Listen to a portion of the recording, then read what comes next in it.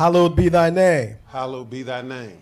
Thy kingdom come. Thy kingdom come. Thy will be done. Thy will be done. In earth. In earth. As it is in heaven. As it is in heaven. Give us this day. Give us this day. Our daily bread. Our daily bread. And forgive us our debts. And forgive us our debts. As we forgive our debtors. As we forgive our debtors. And lead us not into temptation. And lead us not into temptation. But deliver us from evil. But deliver us from evil. For thine is the kingdom. For thine is the kingdom. And the power. And the power. And the glory. And the glory. Forever. Forever. Praise the Lord. Praise the Lord. For he is good. For he is good. And his mercy endures forever. And his mercy endureth forever. Praise the Lord God of Israel. Praise the Lord God of Israel. For he is good. For he is good. And his mercy endures forever. And his mercy endureth forever. These things we pray in Jesus' name. These things we pray in Jesus' name. The Holy One of Israel. The Holy One of Israel. The Mighty One of Jacob. The Mighty One of Jacob. The Lord of Lords. The Lord of Lords. And King of Kings. And King of Kings. Amen. Amen.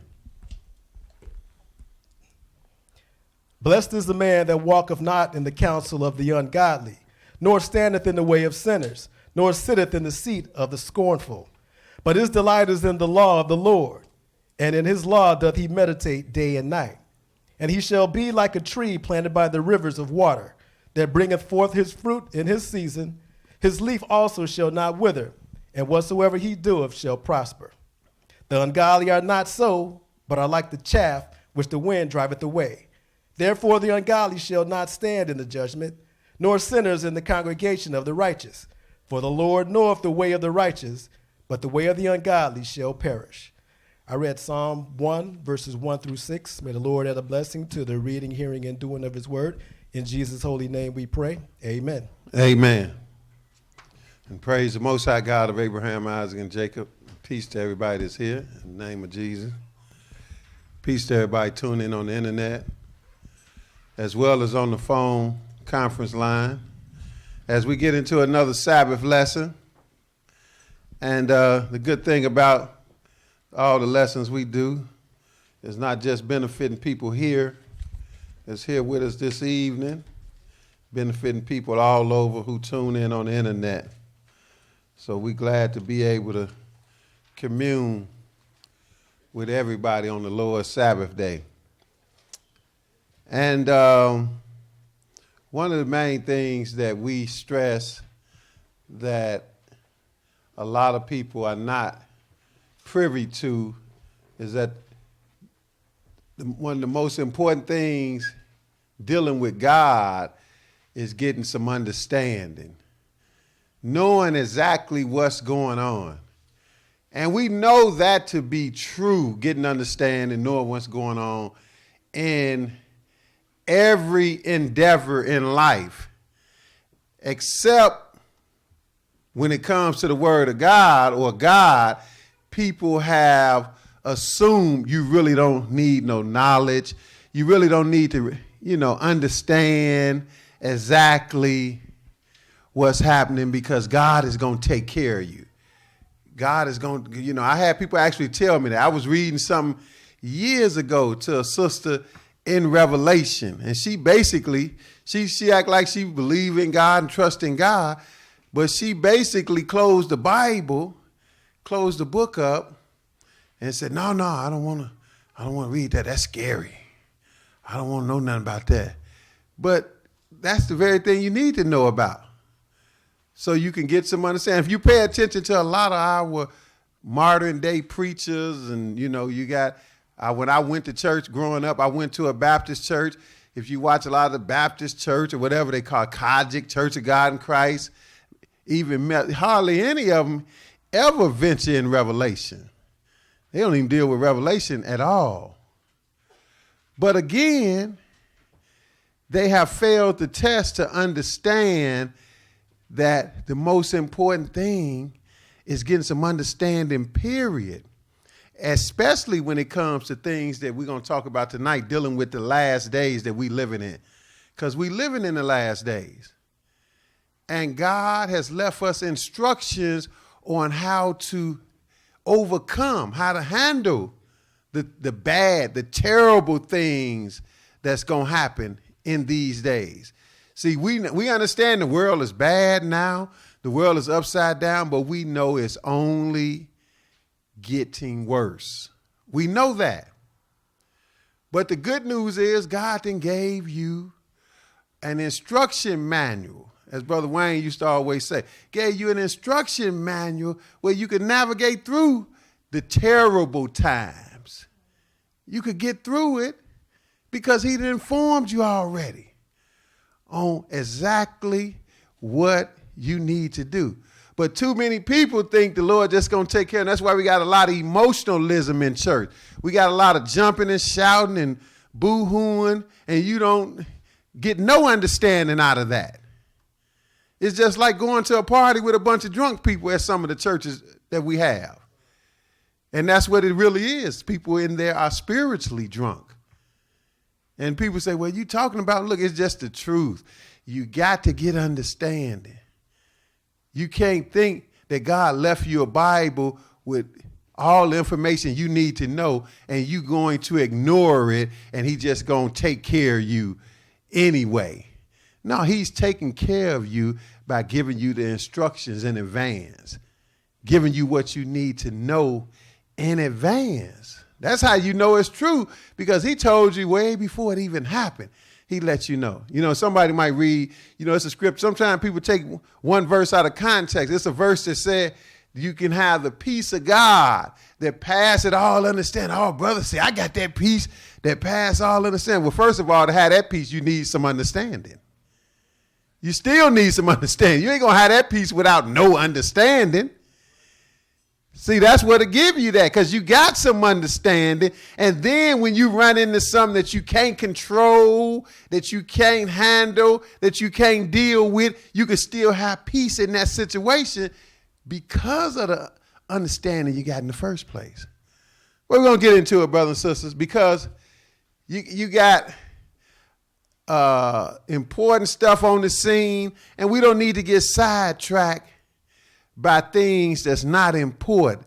The Lord then told you what's going to take place in the last days. So we don't need to get sidetracked by incidental stuff on the way to stuff, And I'm saying that because, you just had the election. You had, Donald Trump. Like people going to die because Donald Trump going to be president. Look, Donald Trump and even America is a small piece on this puzzle. See, people getting up in arms about the wrong thing. The big sign that Jesus gave that we must get understanding is the abomination of desolation. That's the big sign that Jesus gave. And it has nothing to do with Donald Trump, has nothing to do with Obama, with America. That's small on the radar and what we're talking about. This is the big deal that we need to be concerned with, the abomination of desolation. That's if you gonna be excited about something, that's what you need to get excited about. But the sad thing is so many people that say they believe in God, believe in Jesus, they don't have a clue about the abomination of desolation. They don't even know what that is. That's like speaking in tongues to them. They do not know what it is. And that's, again, because most of our churches, we built on emotionalism, getting excited, ripping and running, having a good time in church, but not getting no knowledge and understanding what's going on. And Jesus said it plainly. But because this is what will save you, understanding. When you have understanding, you don't easily go for somebody giving you the okie doke, leading you the wrong way, leading you down the wrong path. You had people come along, even talking about stuff that we're going to talk about the last days, and they talked about it, but they misled people, to have them do something like run off and commit suicide, all kind of crazy stuff. Because these people didn't have understanding of what's happening. I ran into some people when I was really seeking the Lord over 30-something years ago. I was seeking the Lord. I ran into some people and it shocked me because I didn't know that much, but I knew enough. And it shocked me. I ran into these people, and this sister told me, we started talking, and we said, yeah. I said, yeah, well, we Israel. She said, yeah, we Israel. I was shocked that she knew. She said, yeah, and the Messiah back. I was doubly shocked on that. I said, huh? Messiah? Now, I ain't know much.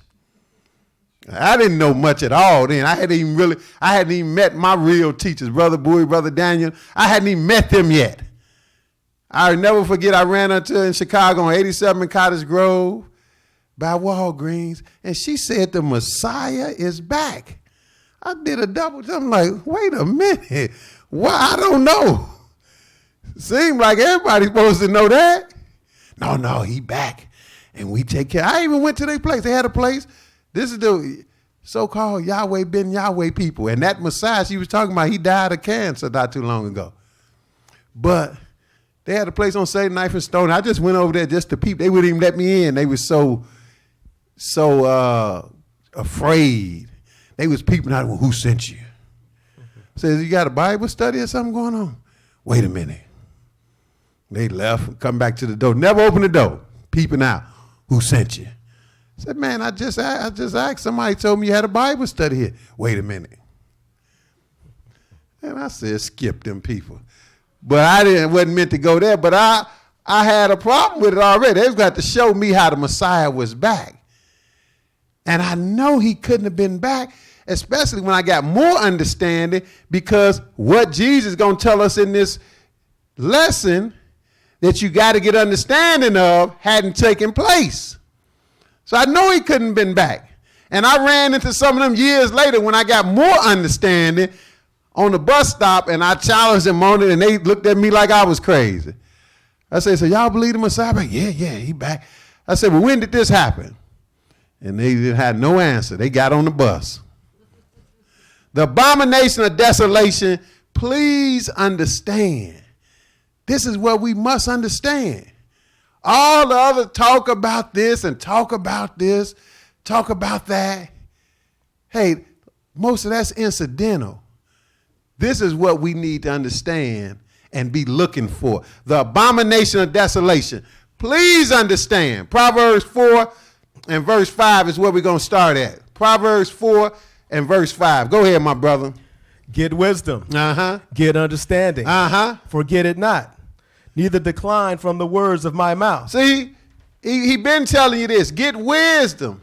See, don't get hyped up. Don't get caught up on emotionalism, knocking the chairs over in church and jumping and shouting for no reason. I can see if you got some understanding you did that. Or you got anything, got some money. I'd knock a few chairs over, but you had nothing happen. And they knocking over all the chairs. He said, get wisdom, get understanding, forget it not, neither decline from the words of my mouth. Verse 6. Forsake her not, and she shall preserve thee. Love her, and she shall keep thee. Go ahead. Wisdom is the principal thing. Therefore get wisdom, and with all thy getting, get understanding. So he said wisdom is the main thing, the principal thing. And this is what this whole Bible is telling you about. You got to get some knowledge, some wisdom and understanding, some know-how, some know what God is saying, and some know how to do what he wants you to do. Be prepared. And it's more important the harder times get. See, you might can skate when it's not hard. You might can ride on somebody else's coattail. But then when it get real hard, hey, everybody had to go for themselves. The Lord showed you that when it got in Sodom and Gomorrah. He was delivering Lot and his family, but Lot couldn't even save his wife. So she had a problem. She did not understand the instructions that they gave, that they was important. You had to follow them. And she didn't listen. So, hey, you see the importance of understanding right there. Wisdom is the principal thing. Therefore, get wisdom, and with all thy getting, get understanding. Now, go to the New Testament. Go to Mark 13, and we're going to see that Jesus gave you a specific incident in the last days and told you point blank, you need to understand this. That's why the title is The Abomination of Desolation. Please understand. And you can talk to on Sunday, you can go to almost any church in this country or worldwide, really, and you can ask them, you know what the abomination of desolation is? You're going to get some crazy looks. And it's right in the Bible that they got. It's right here in the Bible that they got, brothers and sisters. Mark 13 and verse 14. Mark 13 and verse 14. I know I done tried it out. I went to a Sunday church on 75th Street in Chicago. Me and Brother Jeroboam, he teach at the Israel God in Minnesota. Years ago, 20-some years ago, went there and snuck up on the preacher, but they was reading the Bible on Sunday. I was shocked. But they was reading Matthew 24, which we're going to read in a second, and they read right through it. He just was reading. He read right through the abomination of desolation. I raised my hand and put him on the spot. He was messed up. He had to call me up there to bail him out because he didn't know. I wasn't being funny or nothing. I just said, you know, you just read over that verse. Can you tell me what verse 15 means? He put his head in that Bible, didn't never want to bring it out because he knew he didn't have an answer. But he was smart enough to admit it. He said, nope, I sure don't. Can you? And I said, yes, I can. And he said, come on up here. Let the church say amen. That's what you call, if you can't beat them, join them. He knew he couldn't win that fight because he tried for a minute. He kept reading that verse. We can use therefore shall sing abomination of desolation. He read it a few times. Then he look up. He put his head back and when you therefore shall sing abomination. Finally, he brought his head out that Bible. He said, no, I cannot explain this. Can you? So he just turned the whole thing over to me. When I said I got up, I was going to talk from where I was sitting there. No, come on up here, come on up here. But now, they don't know, brothers and sisters. They do not know. Where we at? 13, verse 14. Read that. Mark 13 and 14. Read it. But when ye shall see the abomination of desolation spoken of by Daniel the prophet, standing where it ought not, let him that readeth understand. I'm sorry, keep reading. Then let them that be in Judea flee to the mountains. Now look at this. Jesus is talking, brothers and sisters, in red, and he gave you, this is concerning the last days. And we're going to back up. We're going to read through it in a minute. But it's concerning the last days. He said, when you therefore shall see the abomination of desolation. This is serious business here. Spoken of by Daniel the prophet. So much already for the Old Testament being done away with. That's what people done told us. That's why they don't have no understanding. Because they done away with the bulk of where you're going to get your understanding from. Jesus is referring us back to Daniel the prophet in the Old Testament about something that's going to take place in the last days, even beyond our time. Hasn't taken place yet. Jesus referring you to Daniel the prophet. Because the Old Testament told the whole story, brothers and sisters, and the New Testament is only reiterating. It's already been told. So why are we going to listen to a preacher tell us the Old Testament is done away with? We don't need the Old Testament, but we believe in Jesus. And Jesus Daniel told you about something very important. He said, when you therefore shall see the abomination of desolation spoken by Daniel the prophet, standing where it ought not. So this is something that we're going to be able to see. It's a person, and he going to be somewhere he don't need to be. Standing where it ought not. A lot of times he worked with images too, but still, he shouldn't be in the place that he going to move to. Standing where it ought not. Then in parentheses, what it say in parentheses? Let him that readeth understand. Let him that readeth. If you stumble across reading this verse, Jesus is the one that said, let him that readeth understand. You need to know what this is talking about. You living in this time. You need to know. Let him that readeth understand. Why is it so important you need to understand? What's so important about it? What did he say after that? Then let them that be in Judea flee to the mountains. Whoever told you that Jesus told people to flee anywhere? Jesus said, run. He didn't say, look up for the rapture. Hold your head. That's what people done lied to. That's why they don't understand none of this. You try to explain something, oh, I'm going to be raptured off. I ain't got to worry about that. Rapture is not in the Bible. Rapture is not happening. They have misused 1 Thessalonians 4. There is no rapture. If there was a rapture, and this is the time frame when it's going to get terrible, worse than it's ever been, when this happened, this abomination and desolation standing where it ought not, we're going to see where it ought not stand too. If this is kicking it off, why would Jesus say flee anywhere, brothers and sisters? Why would Jesus tell you to flee anywhere? If it's going to be a rapture, that lets you know in itself there's no rapture. The man said flee. And he started with Judea because that's where it's going to be hottest at, right there. That's where it's taking place at, actually. Let them that be in Judea flee to the mountain. Now, let's go to Revelation 13. Revelation 13. But we're going to get to Daniel the prophet because Jesus referred us to him. But he also said, let him that readeth understand. So the way we can understand what he's talking about when he said abomination of desolation standing where it ought not is to get some more scripture and see exactly what this is talking about. Go back and read Daniel the prophet. Because it's talking about what's happening, what's going to happen right before he come. And the world is leading up to the end of the world. And we're going to see it. See, some terrible times are ahead of us.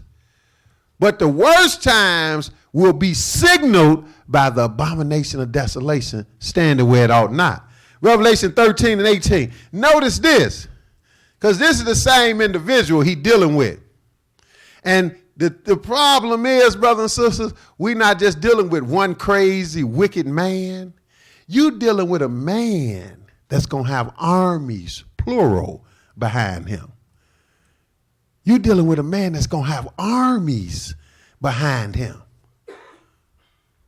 Not just one army, like America just got one army. You're dealing with a man that's going to have armies, plural, behind him. So he going to be able to enforce the madness. That's what he going to do. Revelation 13, 18. A lot of people heard of this, but, it go in one end out the other. 13, 18. We're going to come back later and read some more, but read it. Go ahead. Here is wisdom. Let him that hath understanding count the number of the beast. Wait a minute. We still need some understanding. See, Jesus said, whoso readeth, let him understand. Now, all the way in Revelation, he said, here's wisdom. Let him that have understanding, because this is the same individual we working with that Jesus was talking about. We dealing with a man, the abomination of desolation. This is a terrible, wicked man. But like I say, he's not coming by himself. He got some armies behind him. So now in Revelation, he said, here is wisdom. Let him that hath understanding. What if you don't have understanding? You ain't going to get it. That's why the title is The Abomination of Desolation. Please understand. See, we begging you. You need to figure this out. You need to pay attention to this. This is not in the Bible for us just to jump up and down and scream and shout and don't know about. This is in the Bible for us to understand, figure out what he's saying, and then be prepared. That's what this is in the Bible for. Here's wisdom. Let him that hath understanding count the number of the beast. See, because that beast right here, this is this government. This kingdom made up of multi-nations and armies. It's the revived Roman Empire. That's why I said people get too carried away, with hearing. Now I was telling in a lesson that a brother tried to comment saying, y'all you saying America is small in prophecy. America is the greatest country in the world. Got the greatest army. Yeah, that's right now. Things change. That's what people act like it's all. How long have America been the greatest country in the world with the greatest army in the world? How long has that been? Has that been forever? No. That's only been for a few hundred years at most. A couple of 100 years.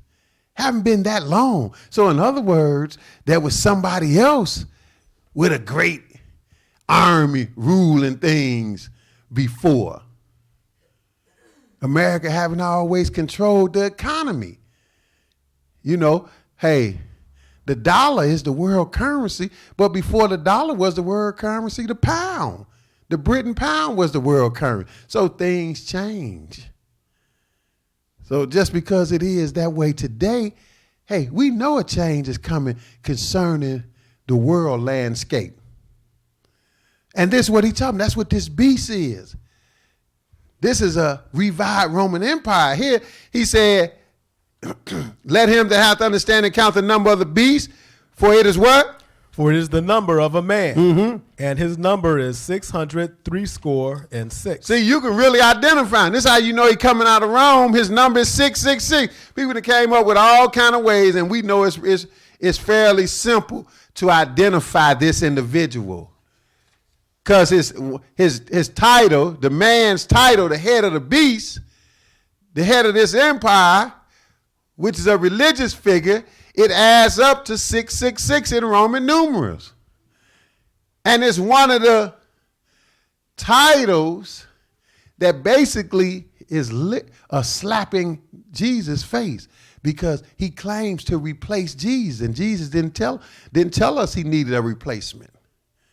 Matter of fact, Jesus said he's sitting at the right hand of the Father making intercession, so I don't have to go to Rome to get the Pope to intercede for me. I can pray to the Father in Jesus' name, being that he's at the right hand making intercession. So he don't need nobody to replace him. I don't have to go to no booth and confess to somebody under the Pope. Because, hey, Jesus is well and live. But the title that add up to 666 is indicate that he is the replacement of Jesus and is vicar of Christ. Vicar itself simply means replacement or substitute. It's vicar of Christ. And we can show it a little later, but it add up in Latin. It adds up to 666. Vicarious filii die. Vicar of Christ, vicar of the Son of God, actually. It adds up. It's simple. And this is who it is. Some people try to dispute it, but hey, you can't get around it. You know it's already coming from the fourth world ruling empire that Daniel told you about in Daniel 7. And that's Rome. Came after the Greek Empire. But the key that I want to point out to understand all of this, to deal with it, you need to have some understanding. That's what he said. Here's wisdom. Let him that hath understanding count the number of the beast. Jesus said, whoso readeth, let him understand. Proverbs said, get wisdom. With all your getting, get understanding. That's what you need. He didn't leave this for us not to know. Now go to Matthew 24 now. Matthew 24. This is the actual verse I read at the church years ago. Well, I didn't read it. The preacher read through it. He was reading all Matthew 24. He'd take a break and comment every 10 verses or so. But he just read right over this, and I asked him could he explain it? Matthew 24 and 15. And we're going to put a bookmark here because we're going to come back. Go ahead, read it. When ye therefore shall see the abomination of desolation spoken of by Daniel the prophet stand in the holy place, whoso readeth, let him understand. See, this is why the Lord got different writers, because different writers wrote it a little different. And when you put the pieces together, it tell a complete story. And I was telling a sister that earlier today. She was saying, well, why is it different here? And not this verse, somewhere else in the Gospels. Why is it different here? And it said a little different here. I said, look, if me and you witnessed the same thing or heard the same speech, was listening to Jesus, matter of fact. If me and somebody else listening to Jesus talk like he talking here, and we was charged to write down what he said later, we not going to say it exactly. We going to word it a little different. We not going to say it, both of us not going to write it down exactly the same way. That's why, because certain things might stand out to me that won't stand out to the next person. That's why we got multiple accounts and you can put the pieces together. Because I'm saying this because we read in Mark, he wrote the same thing. He heard the same thing, but he still got something a little different out of it because he said, when you therefore shall see the abomination of desolation standing where it ought not. He didn't get real specific. He just know that was the wrong place that the guy should be standing. And now Matthew said, when you therefore shall see the abomination spoken of by Daniel the prophet, both of them said the same thing. Daniel spoke about it because they quoting Jesus. Stand in the holy place. Whoso readeth, let him understand. So they pretty much identical, except Mark said where it ought not. Matthew gave you an insight where that ought not is. The holy place. That's where he ought not be at when he show up there. But this is it. This is when Jesus said flee. And prior to that, he said, whoso readeth, let him know what he read. Let him get some understanding. Whoso readeth, let him understand. But now, most people don't have a clue what this is, and he said that you need to understand it. But the more we put it out here, people have to address it. Like I went to that church that time. Hey, that preacher, he had to deal with it. He had to let me explain it. Because how you reading it, and I ask you, do you know, and you standing up there teaching, preaching, and you don't know, he had to let me explain it. See, and that's the problem. Once we put it out here, now people got to answer. Just like I said this before, me and my wife was watching this lady on TV years ago, public access channel, and she called herself addressing this verse. And she twisted it up so bad I wanted to break the TV. She said, oh yeah, I know about the abomination of desolation. I heard people talking about the abomination. I tell you what it is. See, some of her members probably asked her because we putting it out here. See, I tell you what the abomination of desolation is. See, and she read it. When you therefore shall see the abomination of desolation spoken of by Daniel the prophet stand in the holy place, whoso readeth, let him understand. She didn't address none of that. She said, see what the abomination, what it mean is when you see some abominable, you just stand holy. You be holy. I said, lady, that ain't got nothing to do with that. Something totally different. How can it mean that when Jesus said, when you see it, to flee? That don't make no sense at all, but she had to try to come up with something. She had to try to come up with something. But now, Jesus said, read it one more time, Matthew 24:15. Go ahead. When ye therefore shall see the abomination of desolation spoken of by Daniel the prophet stand in the holy place, whoso readeth, let him understand. So you need to understand, and it's standing in the holy place where it ought not, according to the way Mark said it, right? So we're going to come right back to Matthew. Put your finger right here in Matthew 24. Let's go to Ezekiel 21, and let's identify the holy place. We're gonna pinpoint it, brothers and sisters, so we know. If Jesus said, whoso readeth, let him understand, we need to understand what this means, brothers and sisters. It's that important.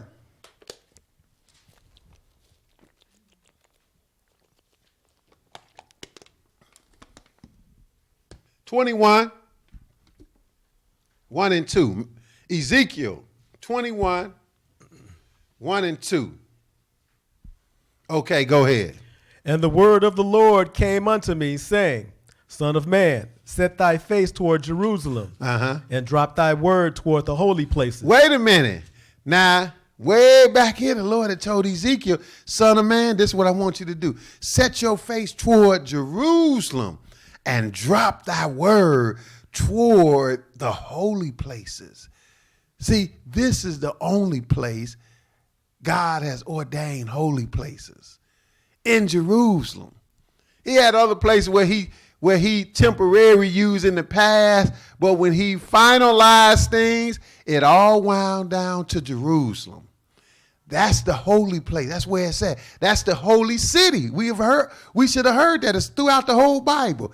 It's the holy city. See, the land of Israel is the holy land, period. But when you get more specific, you could narrow it down to the holy city. God is specific, which is Jerusalem. And then not only that, you had a particular location within the city of Jerusalem. That's the holy temple. That's the holy place. That's why that's what he's talking about.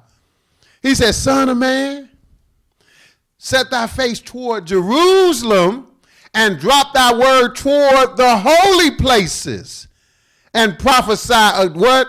And prophesy against the land of Israel. And prophesy against the land of Israel, because he was getting ready to punish his people, but he said Jerusalem, the holy place. So now, when Jesus said, when you see the abomination of desolation stand in the holy place, we know he's talking about a place in Jerusalem, brothers and sisters. It's simple as that. And that's where this abominable act is going to take place. By this individual that's abominable, and he's a desolator. He's going to destroy. Why do you think Jesus said run when you see him move to the holy place? Jesus literally said run. Don't wait at all, run. That's what he said, flee to the mountains. But we're going to go back to Matthew 24, because we're going to read into it now, because this is dictated concerning the last days, the days that we living in. That's why I ain't worried about Donald Trump. I ain't really worried about what America do, really. That's incidental. It's going to have a small effect because America had to decline for Rome to come up anyway. That's what's been on the radar. Matthew 24:3. Go ahead, read it. And as he sat upon the Mount of Olives, the disciples came unto him privately, saying, tell us, when shall these things be? And what shall be the sign of thy coming and of the end of the world? Now they asked him point blank. Now they started off, because if you read before the first couple of verses, and even in the 23rd chapter, he was talking about Jerusalem being destroyed. See, we still talking about Jerusalem. We back up to the 23rd chapter at the end, you see he was talking about Jerusalem, house being left desolate. And then he went on in the 24th chapter and said, look here at all these buildings that y'all see, the temple and all that stuff, it's going to get destroyed. It won't be one stone left upon another. And then they said, whoa, because they know Jerusalem is a holy city. Jerusalem got to last forever, but they don't know, they didn't understand how that had to take place, that it had to get destroyed first. So when Jesus said that, then they said, okay, well, if that's going to happen, if it got to get destroyed and you got to come back and fix it up again, tell us about it. So that's where the questions come from. Notice there's multiple questions too in this verse. As he sat upon the Mount of Olives, the disciples came unto him privately, saying, tell us, when shall these things be? That's one question. And that was referring to the destruction of Jerusalem in the first place. Then, but they didn't stop there, because they want to know the whole picture, which we should want to know. Then they said, and what shall be the sign of thy coming? That's another question. And this is a compound question, because they said the sign of your coming and the end of the world, because that go together. What shall be the sign of your coming? Because they were understanding that, okay, this got to get wiped out now, and then you got to come back and fix it. Okay, we get it. What's going to be the sign of your coming? When this stuff going to happen, and what's going to be the sign of your coming and the end of the world? And this is what he proceeded to answer them, all of it. He answered all of them. See, some brothers get confused, and they say, well, see, all this the abomination of desolation took place in 70 AD. No, it didn't. Only thing took place in 70 AD is the destruction. That's what took place in 70 AD. They destroyed everything, and that's when they told and didn't leave one stone upon another. But now they took it beyond that, because the question took it to the end of the world. You can't get away from that. The world got to come to an end as we know it, and the biggest sign that precedes Jesus coming back and the end of the world is what? the abomination of desolation, standing where it ought not, or in the holy place. That's the biggest sign. No wonder he said, whoso readeth, let him understand. This is why you need to know this. That's the biggest sign. It's that important. So they said, what shall be the sign of your coming? They knew he had to make a second coming, and of the end of the world. Let's get the answer from Jesus. Verse 4. And Jesus answered and said unto them, take heed that no man deceive you. For many shall come in my name, saying, I am Christ, and shall deceive many. First thing he warned them, when it get down to the end, deception is going to run rampant. So be on the lookout. A lot of people that missed this because you got a lot of false prophets that got them already. But some of them stuck under false prophets, they can get away. They just got to start to get some understanding. Many going to come in my name. Take heed no man deceive you, for many shall come in my name, saying I am Christ, and going to deceive me. They preach Jesus Christ all day long and still trick you. What else? What's some more signs? That's what they ask him. What shall be the sign of your coming and the end of the world? Keep going. Verse 6. And ye shall hear of wars and rumors of wars. See, these are signs of the end. Wars and rumors of wars. People say, oh, you been having wars, yeah, and they on the increase. And you still hearing about it. So we know we getting closer and closer to the end. Keep going. See that ye be not troubled. Don't even be troubled. He told you. Don't let this shake you. Go ahead. For all these things must come to pass. Got to happen. Go ahead. But the end is not yet. But the end is not yet. But the end is coming, though, isn't it? This is what the question was about, and he's giving them the answer. This is leading up to it, though. Leading up to it. Go ahead. For nation shall rise against nation, and kingdom against kingdom. And there shall be famines and pestilences and earthquakes in diverse places. Bad stuff all over. We used to bad stuff happening now. We don't even bat our eyes sometimes we hear some bad stuff. Earthquake kill 4,000 people, you keep eating breakfast. Don't even bother you. Don't even turn your stomach. You're like, You move on to the sports category. We used to it. It happens so much. But this is a sign of the end. Go ahead. All these are the beginning of sorrow. These are the beginning of sorrows. See, it's going to get worse. That's what, like we was reading, I read at that Brother Wayne funeral, how I said, sometimes the Lord takes somebody away from the evil to come. Hey, they don't even have to deal with this. He said, no man consider that the righteous perish, and they are taken away from the trouble to come. Hey, we got some trouble coming, brothers and sisters. Go ahead. Verse 9. Then shall they deliver you up to be afflicted, and shall kill you, and ye shall be hated of all nations for my name's sake. See, this even got to happen on God's people. They going to be hated and killed, just like what we teach out the Bible make you hated already. Just ain't got to the point where they tracking you down, killing you yet. Go ahead. And then shall many be offended, and shall betray one another, and shall hate one another. Go ahead. And many false prophets shall rise and shall deceive many. Many false prophets shall rise and deceive many. Look like they out here on the job already. Go ahead. That's one of the reasons don't nobody had no understanding of what we talking about in this lesson, the abomination of desolation. Because false prophets, job is not to give you no understanding. Their job is to keep you blind and take your money. Go ahead. Verse 12. And because iniquity shall abound, the love of many shall wax cold. That's how it is in this world. Keep going. But he that shall endure unto the end, the same shall be saved. See, with all this going on, bad stuff, false prophets, iniquity running rampant, those that know God got to endure. Keep doing his will. That's what you got to endure. Serving him in spite of your surroundings.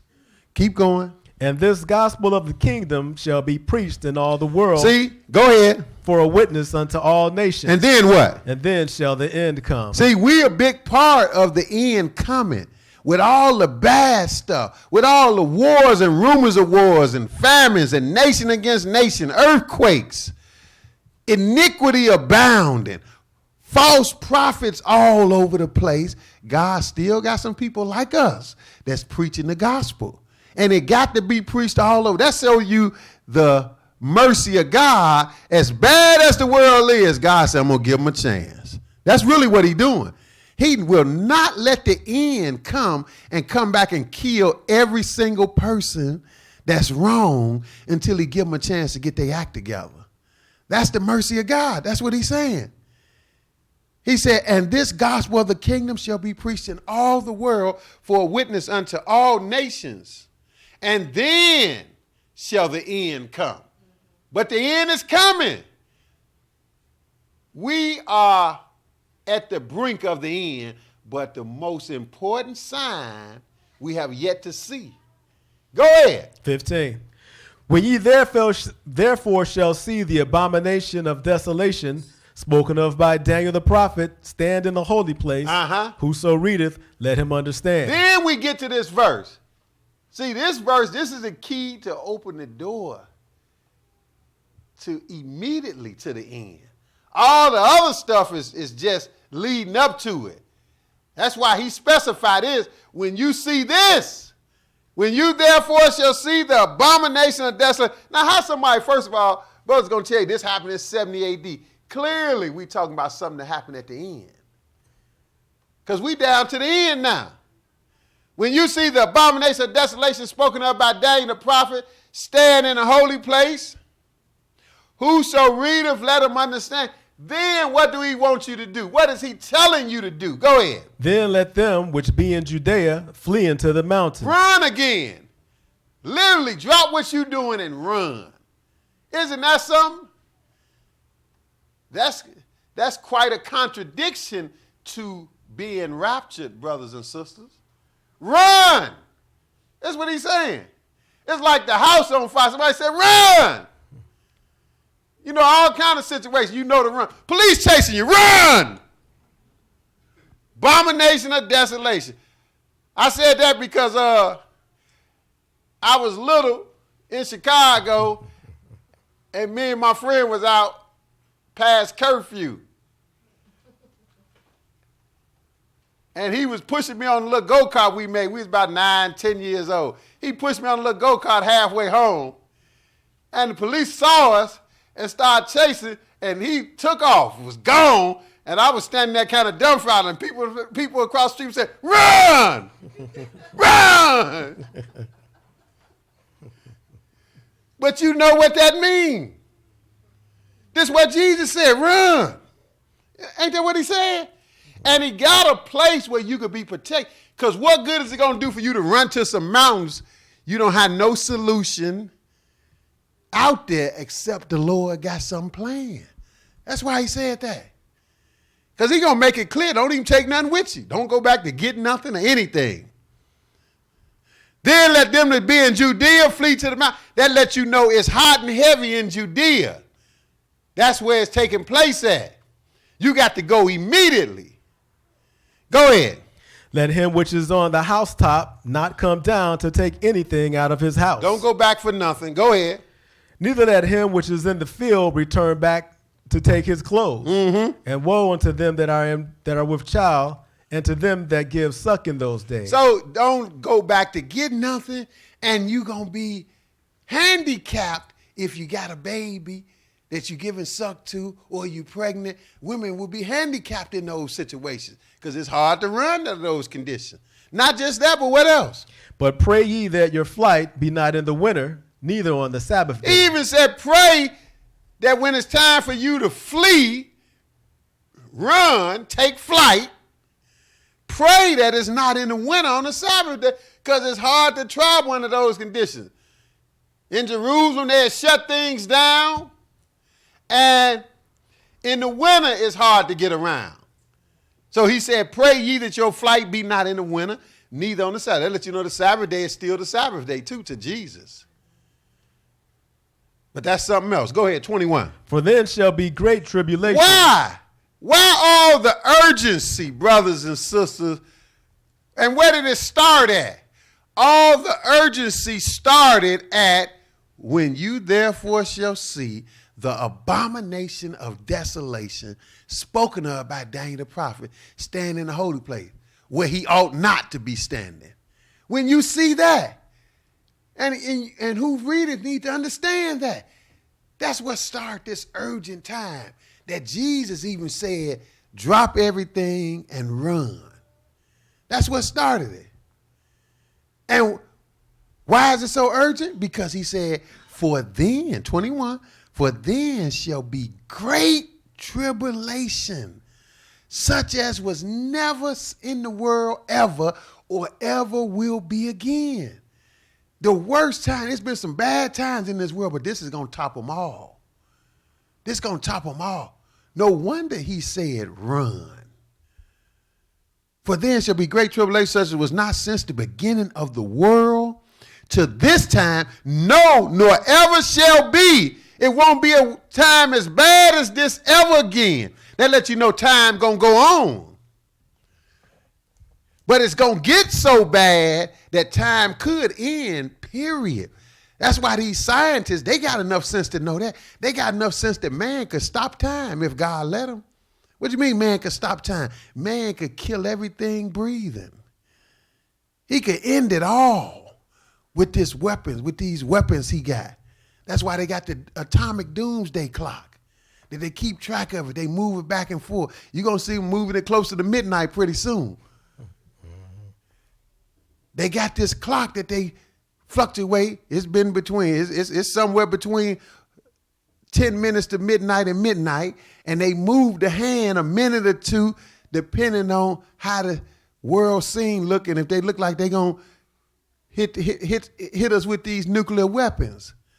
So man could do it if God let him. Notice verse 22, he tell you that. Go ahead. And except those days should be shortened, there should no flesh be saved. See, this is what Jesus said. He said, except those days should be short. In other words, remember, this is all about Jesus coming. See, Jesus going to come and end it. That's called the end of the world. He going to end it, but he got to come and end it before man end it. That's what he got to do. He got to come back when he come back. If he delay on coming back, they going to kill us all. Because they don't make weapons that they don't use. They gonna kill us all. You don't have all this power and somebody trying to take your power and they got the means to take your power, but you got a magic bullet to stop it.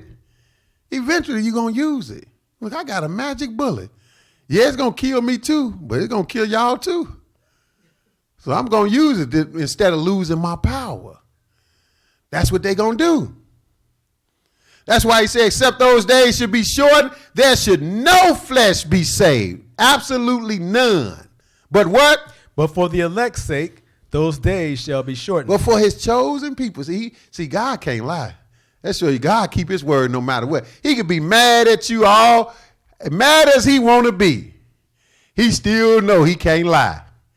Like he was mad at Israel. They made a golden calf in the wood and made that, replaced him with a golden calf that they made. And he said, I'll kill all these people. But in the process of him saying, I'll kill them all, he said, Moses, get over there. So I'm going to save you because I got to make a nation out of you because I got to keep my promise. For the elect's sake, he had to keep his promise to Abraham, Isaac, and Jacob. That's why he said, for the elect's sake, those days should be short. That's the only reason. God said, it wasn't for that. Hey, everybody be destroyed. But now back up and read 15 because that's what kicked it off, brothers and sisters. The abomination of desolation. Please understand. Go ahead, read it one more time. When ye therefore shall see the abomination of desolation spoken of by Daniel the prophet stand in the holy place, whoso readeth, let him understand. So it behooves us to go read Daniel the prophet, Daniel 11. Since Jesus said it was spoken of by him, and it's so important that whoso readeth, let him understand, it behooves us that we read them so we can understand. Because that's how you get understanding. You read it where you find it at. Read about it where you find it at. Put the pieces together, and you will understand it. So we looking for the abomination of desolation standing in the holy place. That's going to kick it off. We want to understand exactly what that means, what that is. It says we need to run when we see it. See, you don't let people trick you when you understand the scripture. You don't let them trick you. That's what you could have told all of them people that followed years ago. They followed Jim Jones. He was telling them, yeah, you know, the end is coming. Armageddon is coming. And they followed Jim Jones and went and drank some poison, right? But if you could have called them, you could have told them, you said, look, it's not time. It ain't never time to drink no poison. I don't know what they was on. But it's not even time to be trying to run. He didn't say run except for one thing. It's like, yeah, some Hebrew Israelites, even in America, saying, oh, it's time to leave America. And a bunch of them left, went to Egypt, got over there in Egypt where all that uprising was. Messed their whole life up. A number of them. Because they say, it's time to flee Babylon. Look, the world is Babylon, dummy. You can't get away from the madness now. Only way you going to get away is when the Lord said flee, and he got a place for you to flee to. He going to take care of you. And that's the desert. We're going to get to that. See, now that sounds crazy to people that don't have no understanding. I know that sounds crazy. You know, you going to the desert eventually. Yep. Israel went to the desert in the old days, and the Lord could stop it where they can't do nothing to you in this location. He can do that anywhere, but his spot is out in the desert. It's just like he kicked man out the Garden of Eden. The Garden of Eden's still there. He didn't move the Garden of Eden. He kicked man out and put some angels around there where man can't get in. It's still there. Man can't get to it. Same thing with the wilderness. He going to have his people in the wilderness. He going to have that angel block. I don't want no bomb. I don't want nothing dropping over here messing with these people that's here. Why you think Jesus, it got to be something if Jesus said, don't get nothing. Don't go get no water that you saved. Or don't go get your canned goods that you got saved. Run to the mountains. Why would he say that unless he got a place to take care of you? Daniel 11:35. Go ahead. And some of them of understanding shall fall, to try them, and to purge, and to make them white, even to the time of the end, because it is yet for a time appointed. Oh, and some of them of understanding. No, that's the key, brother and sister. That's why we said, please understand. Jesus said, whoso readeth, let him understand. With all your getting, get understanding. He said, he that have wisdom and understand, let him count the number of the beasts, he said. So now, Jesus told us, Daniel spoke about it. So here he said, and some of them of understanding. See, those that got understanding gonna know what's going on and know how to behave, what to do. We talking about at the end, though. That's why he says some of them of understanding shall fall, to try them and to purge and to make them white, even to the time of the end. So what he's talking about, we jumped in here, but again, it's taking us down to the time of the end. Because it is yet for a time appointed. Some of this stuff, bad stuff happened back in the old days, but it's going to go on to the time when that's why he say even to the time of the end. And what he mean by those understanding, it's going to fall, that means, hey, it come a time if you still, like when he said run, everybody not going to make it. Some people going to have to die for the truth.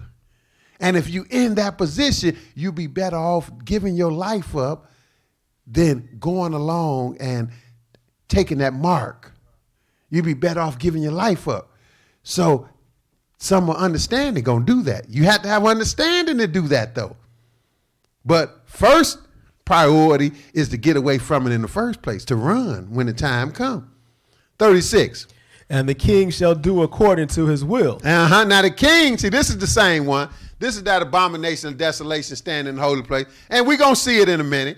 But we got to know, we should be able to find out about him from Daniel, because Jesus himself said, when you see the abomination of desolation spoken of by Daniel the prophet, stand in the holy place.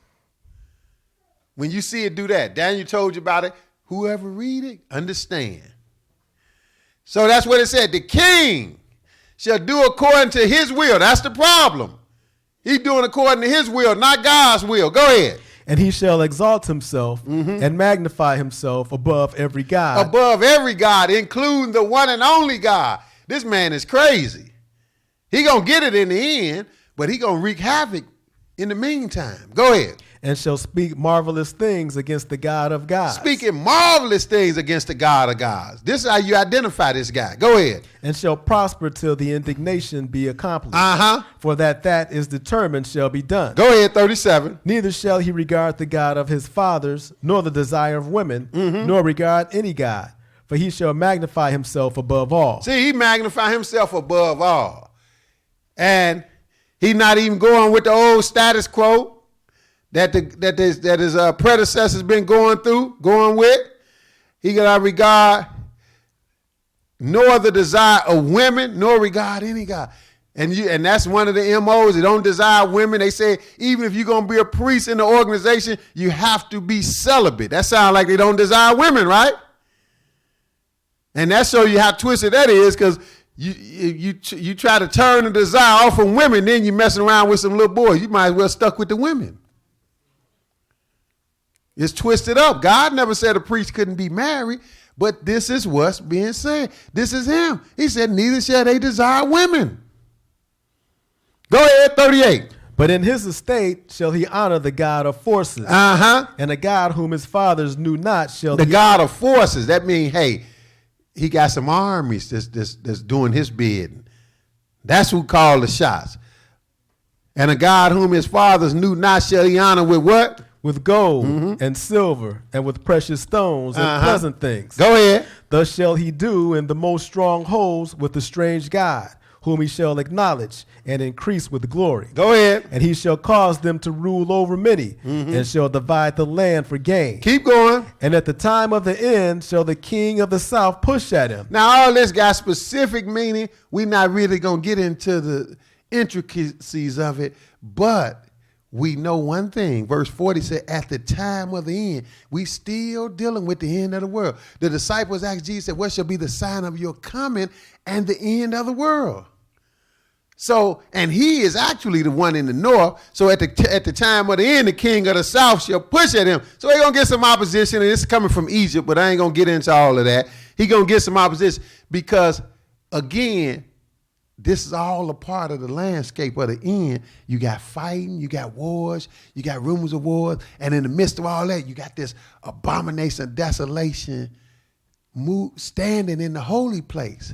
See, that's just not anything. That's a great political statement, this man moving into the holy place. So it's going to create all kind of upheaval, all kind of wars. This is the reason why Jesus got to tell you to run. They're going to kill everybody. The killing is on. It's open season for killing now when you get to the abomination of desolation in the holy place. That's why Jesus told you that. At the time of the end shall the king of the south push at him, push at the abomination, but go ahead. And the king of the north shall come against him. Now that's him. That's the abomination, the king of the north. Go ahead. Shall come against him like a whirlwind, with chariots and with horsemen and with many ships. And he shall enter into the countries and shall overflow and pass over. See, he entered into the countries and he overflowing and he passing over. He is destroying. Why do you think Jesus called him the desolation? The abomination of desolation. Desolation means you destroying. That's what he's doing. He's a destroyer. And to God, he's abominable because he's trying to be bigger than God. Go ahead, 41. He shall enter also into the glorious land. Oh, the most important place he gonna make it to is the glorious land. What's that? That's Israel, and that's even Jerusalem. The Holy Land. Remember, we looking for the abomination of desolation, standing where it ought not, or standing in the holy place. And we saw the holy places at Jerusalem. He told Ezekiel, son of man, drop your word toward Jerusalem and toward the holy places there. The holy places. That's why he called it the glorious land. See, knocking over countries, including he taking over the Holy Land. He shall enter also into the glorious land and what? And many countries shall be overthrown. Many countries going to be overthrown. Go ahead. But these shall escape out of his hand, even Edom and Moab and the chief of the children of Ammon. See, and they're escaping for a reason, because this is really the territory where we plan to be at. God's people going to run. So the Lord ain't going to let them touch these areas, because God's people going to be hiding over there. That's another lesson. Go ahead. He shall stretch forth his hand also upon the countries, and the land of Egypt shall not escape. This is future, brothers and sisters. Have not happened. We're going to see this. Go ahead. But he shall have power over the treasures of gold and of silver, and over all the precious things of Egypt. And the Libyans and the Ethiopians shall be at his steps. See, he's knocking over all kind of countries. But he got a little opposition coming his way. 44. But tidings out of the east and out of the north shall trouble him. Therefore he shall go forth with great fury to destroy, and utterly to make away many. Now, and this is on the other side in the east. This is Russia. See, Russia's not going to go along with this revived Roman Empire. So they're going to tell them, look, we got some interest in what you're doing. Don't mess with certain people. And he's not going to like that. It's just like right now, it's always been kind of east against west. So that's going to continue. It's just the lead for the West is in a little while, it's no longer going to be America. It's going to be Western Europe, the revived Roman Empire. So that's why it's two kings of the north, really. It's a king of the north in the west. That's the revived Roman Empire. It's king of the north in the east. That's Russia and really the Soviet Union. So that's why he said times out of the east and out of the north. Remember, he's already the king of the north, and he got pushed there from the south. It said, times out of the east and out of the north shall trouble him. Therefore he shall go forth with great fury to destroy, and utterly to make away many. He is destroying like it's going out of style. He is the abomination of desolation in the holy place. Let's make sure, 45. And he shall plant the tabernacles of his palace between the seas of the glorious holy mountain. Among the people, he going to plant the tabernacles of his palace. In other words, he going to set up shop. He's a religious man too. He going to set up shop between the seas in the glorious holy mountain. This is the holy place, brothers and sisters. This is the abomination of desolation, standing where he ought not in the holy, because he shouldn't be there.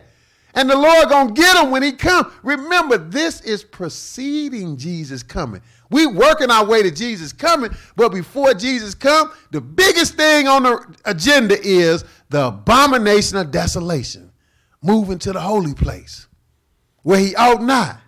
This man going to move there. He going to have the audacity to say, look, see, when you know how important Jerusalem is to the Lord, like Jesus said in Matthew 5, don't even swear by Jerusalem. Don't swear by Jerusalem. That's the city of the great king. Once you understand that significance and that's the holy city and everything he had established there in the old days, he had holy places there, the temple and buildings, then this makes sense to you. But until you get that understanding, this don't make sense to you. That's why he said, whoso readeth, let him understand. We talking about a literal place over in Jerusalem. He shall plant the tabernacles of his palace between the seas in the glorious holy mountain, yet he shall come to his end, and none shall help him. See, he going to come to his end when it's all said and done. And nobody going to be able to save him from Jesus. Jesus going to get him. That's what Jesus coming to put a stop to this mad. 12:1. Go right into the 12th chapter of Daniel. Go ahead. And at that time shall Michael stand up, the great prince. At that time. Wait a minute. See, there wasn't no chapters here, so this is a continuation from the 11th chapter. At what time? At the time of the abomination of desolation in the holy place. That's what we just read. That's really what we just read. Daniel 11:45 is telling you about the abomination of desolation in the holy place. It said a little different. It said he shall plant the tabernacles of his palace between the seas in the glorious holy mountain. He at that location. Then it say, and at that time, that's when it hits the fan. Remember, we read that in Matthew 24. He gave you signs about wars and rumors of wars and famines and earthquakes, many false prophets. But then he said, when you therefore shall see the abomination of desolation, spoken out by Daniel the prophet, standing in the holy place, whoso readeth, let him understand. It's time to flee. Don't go back in your house. Don't go do nothing. Why? For then shall be great tribulation like it's never been or ever will be again. This going to say the same thing. The man planted the tabernacles of his palace between the seas and the glorious holy mountain. And at that time shall Michael stand up. Who is he? The great prince, which standeth for the children of thy people. Uh-huh. And there shall be a time of trouble, such as never was since there was a nation. Oh, worst time ever. Go ahead. Even to that same time. Mm-hmm. And at that time thy people shall be delivered, every one that shall be found written in the book. Worst time ever. Matthew included that it won't be a time as bad as this ever again either. Worst time ever. It's the same thing as Matthew 24. But skip to verse 6 and go ahead. And one said to the man clothed in linen, which was upon the waters of the river, how long shall it be to the end of these wonders? See, this is taking us down to the end, brothers and sisters. So, and they trying to give us some understanding of it, even give us a timetable on how long this stuff is going to go on. Because it can't go on much. It can't go on too long because, like I said, they'd kill us all if the Lord let it keep going. How long shall it be to the end of these wonders? He trying to give us some info. Go ahead, verse 7. And I heard the man clothed in linen, which was upon the waters of the river. What'd he say? When he held up his right hand and his left hand unto heaven, and swear by him that liveth forever, that it shall be for a time, times, and a half. A time, times, and a half is 3.5 years. So he pinpointing the time of great tribulation. Or, to be more specific, the time from when the man move into the holy place in Jerusalem until Jesus comes. That's great tribulation. How long is that going to be? 3.5 years.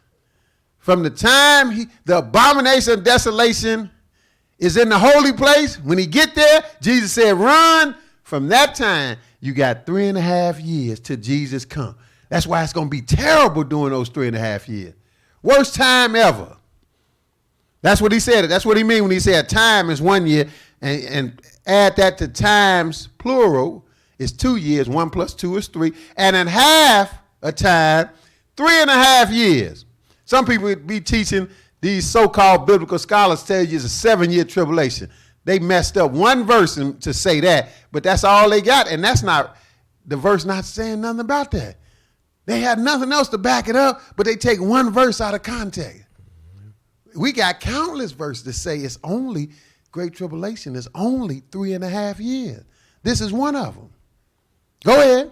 And when he shall have accomplished the scatter, excuse me, and when he shall have accomplished to scatter the power of the holy people, all these things shall be finished. You mean he gonna scatter the power of the holy people? This man gonna be killing anybody opposing him. He gonna hurt the holy people. That's right. That's why Jesus said to the holy people, flee. But you got holy people waiting on the rapture. They not so holy, and they don't have no understanding if they waiting on the rapture. Now when Jesus said flee, right? And all the people that's righteous not going to make it, so he going to destroy some that's left. We're going to see all of this. Keep reading. And I heard, but I understood not. Daniel didn't understand it, but really, brothers and sisters, it wasn't for him to understand. It was for him to get the vision, write it down, so it be ready for us to understand, and we don't care about it nowadays. Ask people who you know, especially if they say they believe in God. You just ask some of your church-going friends and family, do you know what the abomination of desolation is? 9 out of 10, they don't know and don't care. No, I don't know about that. That sounds like too spooky. Go ahead. Then said I, O my Lord, what shall be the end of these things? And he said, go thy way, Daniel, for the words are closed up and sealed till the time of the end. See, it wasn't for Daniel. He said the words closed and sealed to the time of the end. See, we understand the words. That lets you know we at the end. It's not meant to be understood until you get to that time. It's specifically for us. And we trying to tell people and they think we crazy. Go ahead. Many shall be purified and made white and tried, but the wicked shall do wickedly. See, many going to be purified. That's what we about. And made white and tried too. But the wicked shall do wickedly, and what about them? And none of the wicked shall understand. See, if you don't understand, it's partly because you wicked. You don't want to change. Once you change your ways to conform to the Lord will show you what he's about. But if you don't repent and start keeping his commandments, you ain't going to understand anyway. None of the wicked shall understand, but who going to understand? But the wise shall understand. Then Jesus said, whoso readeth, let him understand. Please understand this. Go ahead. And from the time that the daily sacrifice shall be taken away. A little more tidbit of information. Not only do the man got to move into the holy place in Jerusalem, not only do he got to move there, he got to also take away the daily sacrifice. That lets you know, which we've been knowing, they're going to not only build a temple in Jerusalem, they're going to start killing animals on a daily basis, which was a ritual that our forefathers had. They killed a lamb every morning and a lamb every evening. That's the daily sacrifice. These people in Jerusalem are going to start to do that real soon. And the abomination going to stop them. All this going to take place in our lifetime. The abomination going to stop them. Go ahead.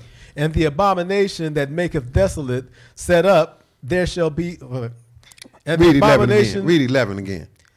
Verse 11. And from the time that the daily sacrifice shall be taken away. A little more information. From the time that the daily sacrifice shall be taken away. See, you get to the 2,300 days. A lot of people talk about that. Some people that got some understanding talk about it anyway. 2,300 days. Well, that's bigger than all of this because that's including the time that they're going to sacrifice animals, which they haven't started doing the daily sacrifice yet. They got to start it. That's where you get 2,300 when you encompass all of it. But once they start it, it's only going to last so long. And this abomination going to stop them when he take over it. So it said, and from the time that the daily sacrifice shall be taken away. And what? And the abomination that maketh desolate set up. And the abomination that maketh desolate. That's a little more specific than just saying the abomination of desolation. That lets you know he is destroying, brothers and sisters. He's the abomination that maketh desolate. And he carries a little image. He's going to have a little image with him in the holy place when he move in there. That's why I talk about set up. But he is the one doing it. From the time that the daily sacrifice shall be taken away, and the abomination that maketh desolate set up. How long? There shall be a 2,000. There shall be 8,000. There should be 1,290 days. 1,290 days. Again, we getting timetable on this stuff. And it's not 7 years. 1,290 days. That's 1,290 days. That's 3.5 years, basically. 3.5 years, 1,290. Because, and we already read where he said it's going to last a time, times, and a half. That's 3.5 years.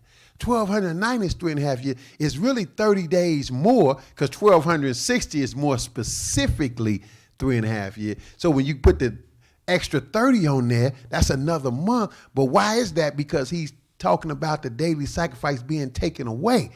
That let me know it got to be taken away approximately 30 days from when the man take over, move in, and set up the abomination of desolation. It got to be taken away first. And that gives you a little leeway where you know, hey, you know it's time to get ready to flee. When you see him stop them from sacrificing animals. But then he go further to say, blessed is he that coming to the 1335, which means it's just telling you, because remember, Jesus coming at the end of it. And when Jesus coming, he killing. And he going to kill. And he going to kill. And probably a good 45 days, if you still alive, if you flesh and blood, you still alive, that means you going to make it. Because he going to kill like it's going out of style to clean this earth of all this madness. That's why he give you 45 days after. But that's something else. Then he tell Daniel, you just wait till the end. We ain't going to read that. We're going to come back to Daniel a little later. Go to Revelation 11 now. Revelation 11.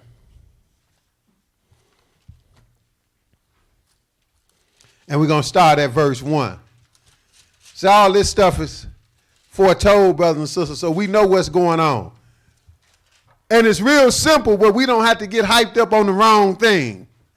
We don't have to be worried about an election or somebody that really don't have nothing to do with the real important stuff. Revelation 11:1. Go ahead.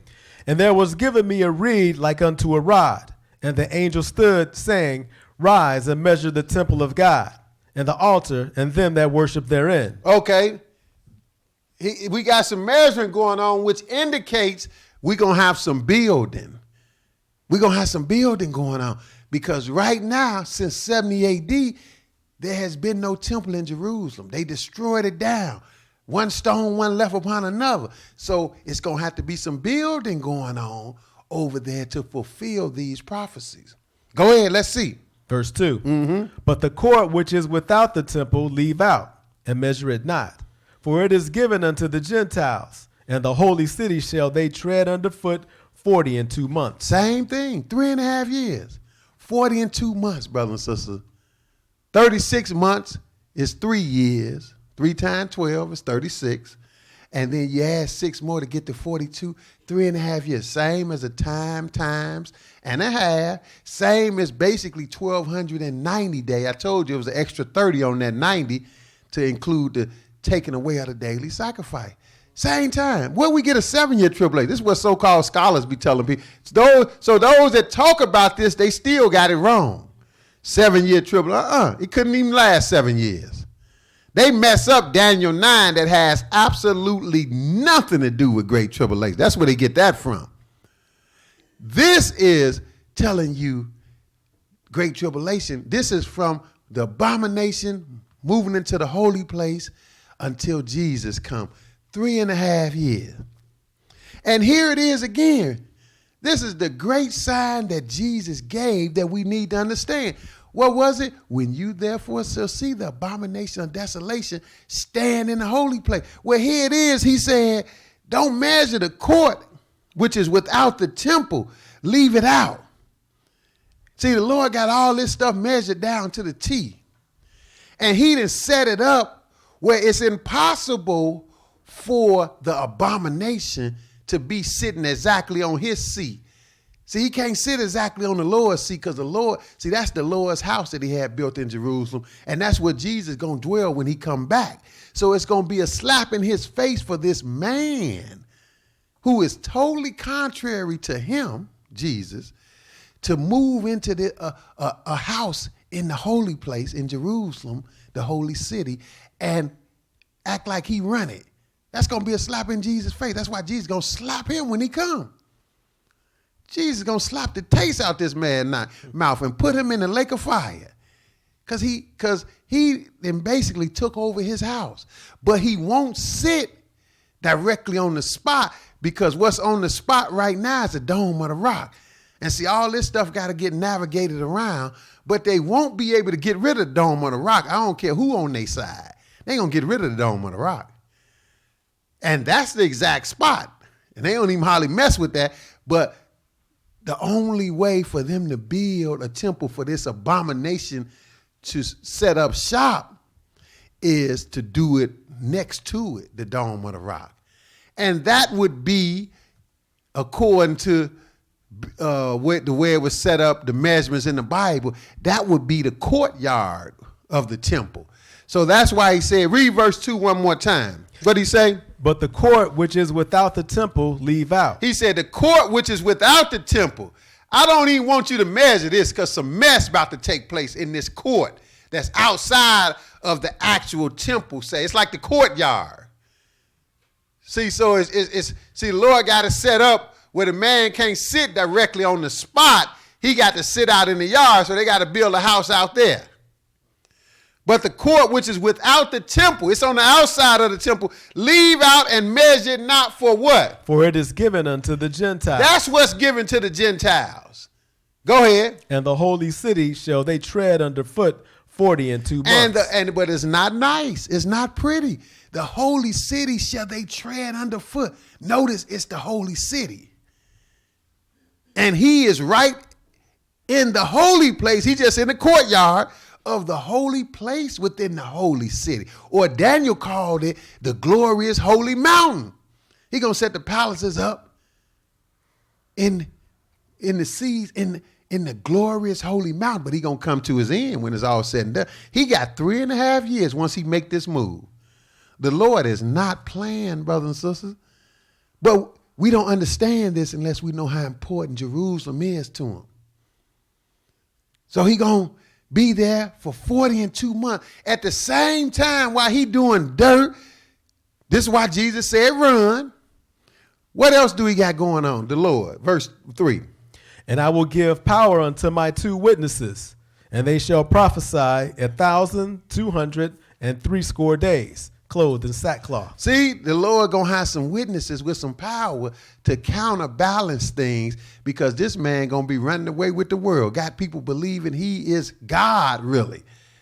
And make people believing he bringing peace when really he backhanded, he is destroying. He's the abomination of desolation. We're going to read he's called the son of perdition. Perdition means to destroy. Desolation means to destroy. So he said here, so the Lord got some prophets out here, 2 of them that's going to be able to withstand until the end. Then they're going to have to get their life up because they're not in a place of safety. But they're going to have power to protect themselves during the 3.5 years, and they're going to die at the end of it. Because the Lord got to have somebody preaching the truth to tell that this man is a false prophet, because he's a religious man and got people worshiping him, even above the real God. He said, I will give power unto my 2 witnesses, and they shall prophesy 1,260, which is 60. A score is 20, 3 of them is 60. Days clothed in sackcloth. What is that? That's 1,260 days. Same thing Daniel said, except it was an extra 30 on, 1,290, because of the daily sacrifice being removed. So it's still, we right in the ball game, 3.5 years. How many times we got to read it? Times and a half, 1,290 days, 42 months we just read, 1,260 right here. Same time frame. But what kicks off the time frame that most people don't have a clue about? The abomination of desolation. This is serious business. 2 Thessalonians 2. 2 Thessalonians 2 and 1. 2 Thessalonians. Paul going to sum it up for us. He going to sum it up because, brothers and sisters, this must happen. See, we all looking forward to Jesus coming back. Oh, we waiting on Jesus to come back. Yeah, but it gets worse before it get better. Time's going to get worse before it get better. This got to happen. That's what Jesus was telling them. They asked, they said, what shall be the sign of your coming and the end of the world? He gave them none but bad stuff pretty much. Only good news he gave them, he said the gospel going to be preached in all the world for a witness. And then the end going to come. That's why we doing it. That's why we was in all places last week preaching the gospel, Pine Bluff, Arkansas. I never imagined ever going there for anything.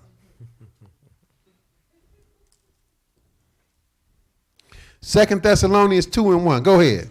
Now we beseech you, brethren, by the coming of our Lord Jesus Christ, and by our gathering together unto him, that ye be not soon shaken in mind, or be troubled, neither by spirit, nor by word, nor by letter as from us, as that day of Christ is at hand. See, he's saying, like we said in this lesson, please. The title is The Abomination of Desolation. Please understand. People need to understand this before it's too late. Paul said, we beseech you. He basically said, we beg you. That's what beseech me. We beg you, brethren, by the coming of our Lord. He's talking about the coming of Jesus. This is what everything hinges on. And see, they done lied to us. These preachers that lied to us got us believing in a lie of rapture, saying we going when the whole thing hinges on Jesus coming. This thing is about Jesus coming to end this foolishness, and they lying to us, telling us we going to get raptured off. If we was getting raptured, brothers and sisters, Jesus would not have said, when you see the abomination of desolation in the holy place, to flee. No need to say flee if he going to bring you to heaven when it gets bad. And that's when it's getting bad. That's going to start the worst time ever. We beseech you, brethren, by the coming of our Lord Jesus Christ, and by gathering together unto him, that you be not soon shaken in mind or be troubled no kind of way. So this is a warning to get once you get some understanding, you won't get shook by incidental stuff. You won't get shook by somebody coming lying to you, telling them, like it's been all kind of preachers, that Jesus gonna come or the rapture gonna come. The end gonna come. You can have some people predict the end so many times it's not even funny. But we sitting here knowing it can't be the end. You talking about, oh, it's gonna come December 12th. The end gonna be May 28th. The end coming. We know it can't be the end, brothers. We know the end can't be for some years. We know it's getting close, but it's years off because we know the sign. So we're not going for the okie doke. And this is what he's saying. He really saying, in my language, don't go for the okie doke. Read it again, verse 1, 2 Thessalonians 2:1. Go ahead. Now we beseech you, brethren, by the coming of our Lord Jesus Christ, and by our gathering together unto him. What is he beseeching you concerning Jesus coming back? That what? That ye be not soon shaken in mind. Don't get shook. Go ahead. Or be troubled, neither by spirit. No, I don't care if a spirit come tell you something that's not in this Bible. Don't get shook up. Go ahead. Nor by word. Nor by word. Go ahead. Nor by letter as from us. I don't care if you get a letter and it seems like it's from us. If it's something different than what we telling you in the Bible, don't believe it. They might have forged my signature. Go ahead. As that the day of Christ is at hand. Making you think the day of Christ is imminent. That's what they done done. That's what Jim Jones done. Whole lot of false messiahs did it. Oh, it's imminent. It's getting ready to happen now. No, it's not. We could end that with one verse. When have you saw the abomination of desolation stand in the holy place? Once you see that, the world still got to go on terribly, but it still got to go on for 3.5 years. So when you got some understanding, you're not going for it. As at the day of Christ at hand. Verse 3. Let no man deceive you by any means. A straight up warning. Don't be deceived. Don't be tricked. By no means. Go ahead. For that day shall not come. The Lord can't come until this stuff take place. All that we reading about. If you have not seen the abomination of desolation standing holy, that's why it's important to understand what it is. If you have not seen the abomination of desolation in the holy place, the Lord can't come. Simple as that. Ain't even a question about it. It ain't, well, he probably won't. No, he won't. He can't. That's what's going to push him to come when this hit the fan. He said, let no man deceive you by any means, for that day, talking about Jesus coming, shall not come. That's absolute. He going to give you the exception, but that's absolute. Shall not come except what happened? Except there come a falling away first. That's right. Got to get worse and worse. And nobody don't know what the word of God is, so you can count that already. But still something else. Go ahead. And that man of sin be revealed, the son of perdition. And that man of sin be revealed. Where's he at? Have he been revealed? Only to us that got spiritual eye. He have not been revealed doing what he got to do. He got to be revealed. That's him, brothers and sisters. This is the one Jesus telling you about. Who? The abomination of desolation. That means this man is so bad in God's eyesight, the Lord called him an abomination. That's worse than just a sin, a bad man. You so bad, you abominable. Abomination. And what make him so bad is he killing, trying to make people do what he want them to do.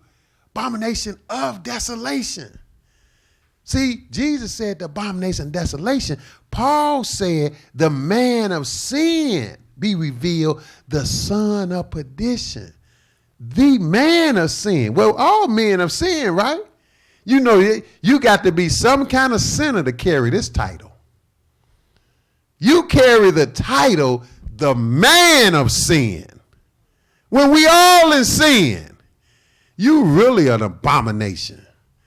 You are the man of sin.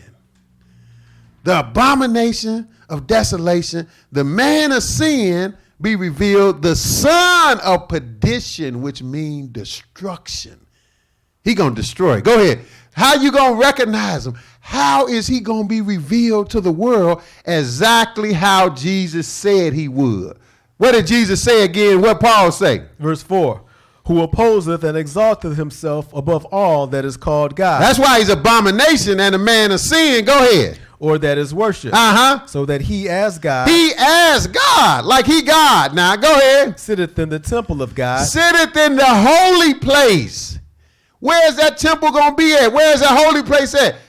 In the holy city, Jerusalem. Daniel called the glorious holy mountain, didn't he? See, Paul just cut it down to the bare bones. I'm going to tell you straight like it is. I ain't going to use no allegory, holy place, holy mountain, holy city, the temple. But we know where it's at. God had the temple built in Jerusalem twice. They got to build another one. They're not going to build it on the exact site. That's their problem now. They want to build it on the exact site, but they can't get rid of the dome. They would like to blow the dome to pieces if they could, but they can't. They ain't been caught with explosives. It's been in the news. They want to blow the dome up. They can't blow it up.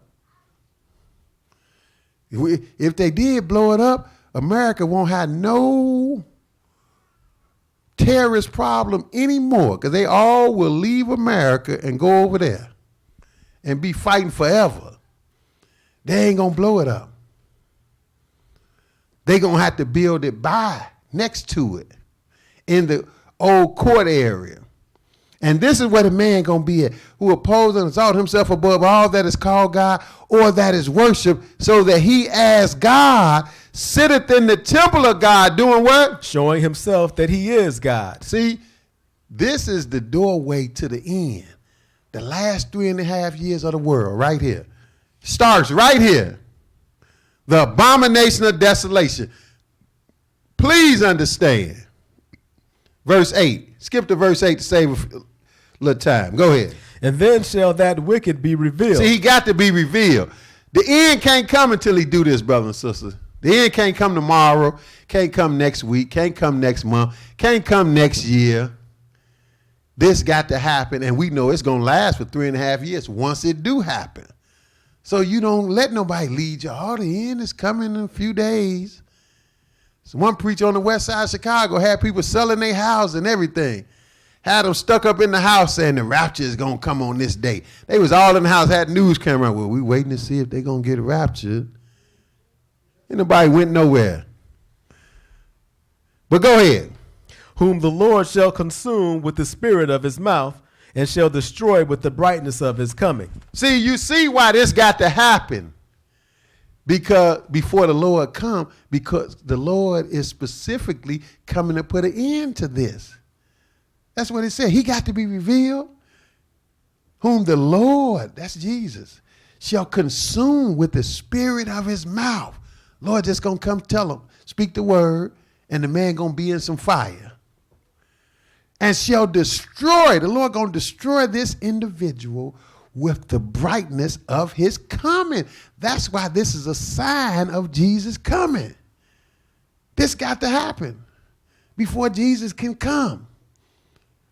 Go ahead, verse 9. Even him whose coming is after the working of Satan with all power and signs and lying wonders. See, this man is going to be having power from Satan. He's going to have armies on his side. He's going to have power from Satan. He's going to be doing the most. This man going to do the most.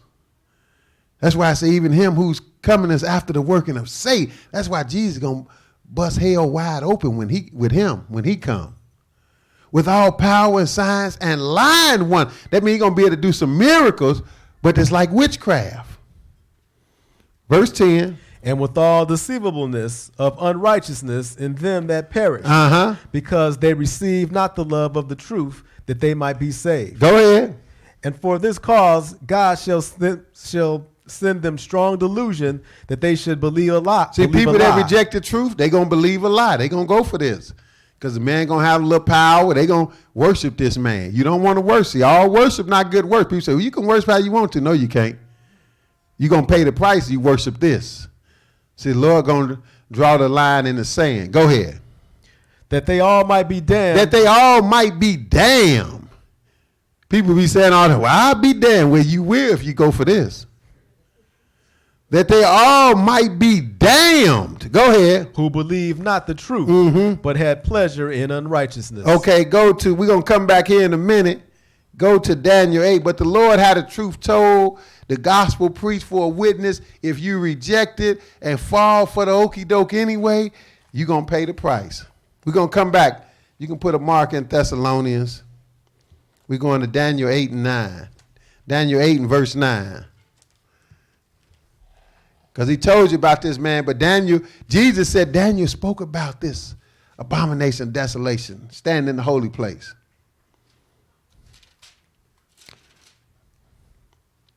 Daniel 8 and verse 9, go ahead. And out of one of them came forth a little horn, which waxed exceeding great. Now this MC horn stand for kings in the Bible many times. It stands for kings, leaders. But being that this is a special kind of king, this is a religious king, this is a religious leader, that's why I call him a little horn, because he looked more realistic than just, somebody that's barbarian, king, killing people. He killing people with a smile. He's coming from a religious standpoint, so I called him a little horn. And he came out of, once the Greek Empire split, that's how he was able to rise up out of the Roman Empire. But out of one of them came forth a little horn, and what? Which waxed exceeding great, toward the south, and toward the east, and toward the pleasant land. And toward the pleasant land, that's Jerusalem. Go ahead. And it waxed great, even to the host of heaven. And it cast down some of the host of the stars to the ground and stamped upon them. Yea, he magnified himself even to the prince of the hosts. See, just like we saw, he exalted himself above all. But go ahead. And by him, the daily sacrifice was taken away. See, he going to take away the daily sacrifice. Go ahead. And the place of his sanctuary was cast down. Keep reading. And an host was given him against the daily sacrifice by reason of transgression. And it cast down the truth to the ground, and it practiced and prospered. See, he practicing his craft, and he winning. 13. Then I heard one saint speaking, and another saint said unto that certain saint which spake, how long shall be the vision concerning the daily sacrifice and the transgression of desolation, to give both the sanctuary and the host to be trodden under foot? And he said unto me, unto 2,300 days, then shall the sanctuary be cleansed. See, this is 2,300 days. We had to deal with this at another time, but it includes not only great tribulation, which is 1,260, but it includes the time prior when how long they gonna be doing sacrifices before he stopped the daily sacrifice. But go ahead, keep reading. 15. And it came to pass when even I, Daniel, had seen the vision and sought for the meaning. He wanted to know what it meant. Go ahead. Then behold, there stood before me as the appearance of a man. And I heard a man's voice between the banks of Ulai, which called and said, Gabriel, make this man to understand the vision. Understand the vision. That's what we need. We need to understand the vision. Go ahead. So he came near where I stood, and when he came, I was afraid and fell upon my face. But he said unto me, understand, O son of man, for at the time of the end shall be the vision. See, at the time of the end. That's key. This is taking us to the end. This is what it's all about. And we at the end, and we don't care to know. Daniel really wanted to know, and he was a long way from the end. He dead now. He going to have to wake up and get his reward at the end. But he wanted to know why he was alive. Skip over to verse 23, and we're going to wrap it up. Go ahead. And in the latter time of their kingdom. In the latter time of their kingdom. This is the latter time of the Gentiles' kingdom. We're at the end of the times of the Gentile. In the latter time of their king. We at the end now. Go ahead. When the transgressors are come to the full. That means it won't be many more sinners after this, because the Lord said, look, sin is up to here now. We are the cup. See, the Lord, he give everybody, he give us in our individual life. He give man period. He give nations time. And he give the world time. He said, I'm going to let y'all sin till y'all get up to here. When the cup get full, I'm going to put an end to the madness. And that's what the Lord is about to do. That's why he said, when the transgressors are come to the full, when it's at the end, what's about to take place, though? Go ahead. A king of fierce countenance and understanding dark sentences shall stand up. See, this man know what he doing, too, this abomination. He know. He understand. He just going to do some dirt and think some kind of way he going to get around it. But he understand. Dark sentences. He going to stand up, this king. This is the abomination. Go ahead. And his power shall be mighty. And he going to have mighty power. He going to have armies, plural, on his side. Mighty power. Go ahead. But not by his own power. Go ahead. And he shall destroy wonderfully. And he going to destroy wonderfully. That's why he called the abomination of desolation, or the man of sin, the son of this. This is him back in Daniel. But Jesus said, Daniel the prophet spoke about it. Go ahead. And shall prosper and practice. And shall destroy the mighty and the holy people. He don't care who you are. You can be mighty. He going to destroy you. That's what people be worried about the wrong. They be worried, well, I'm worried about Illuminati. They ain't worried about Illuminati.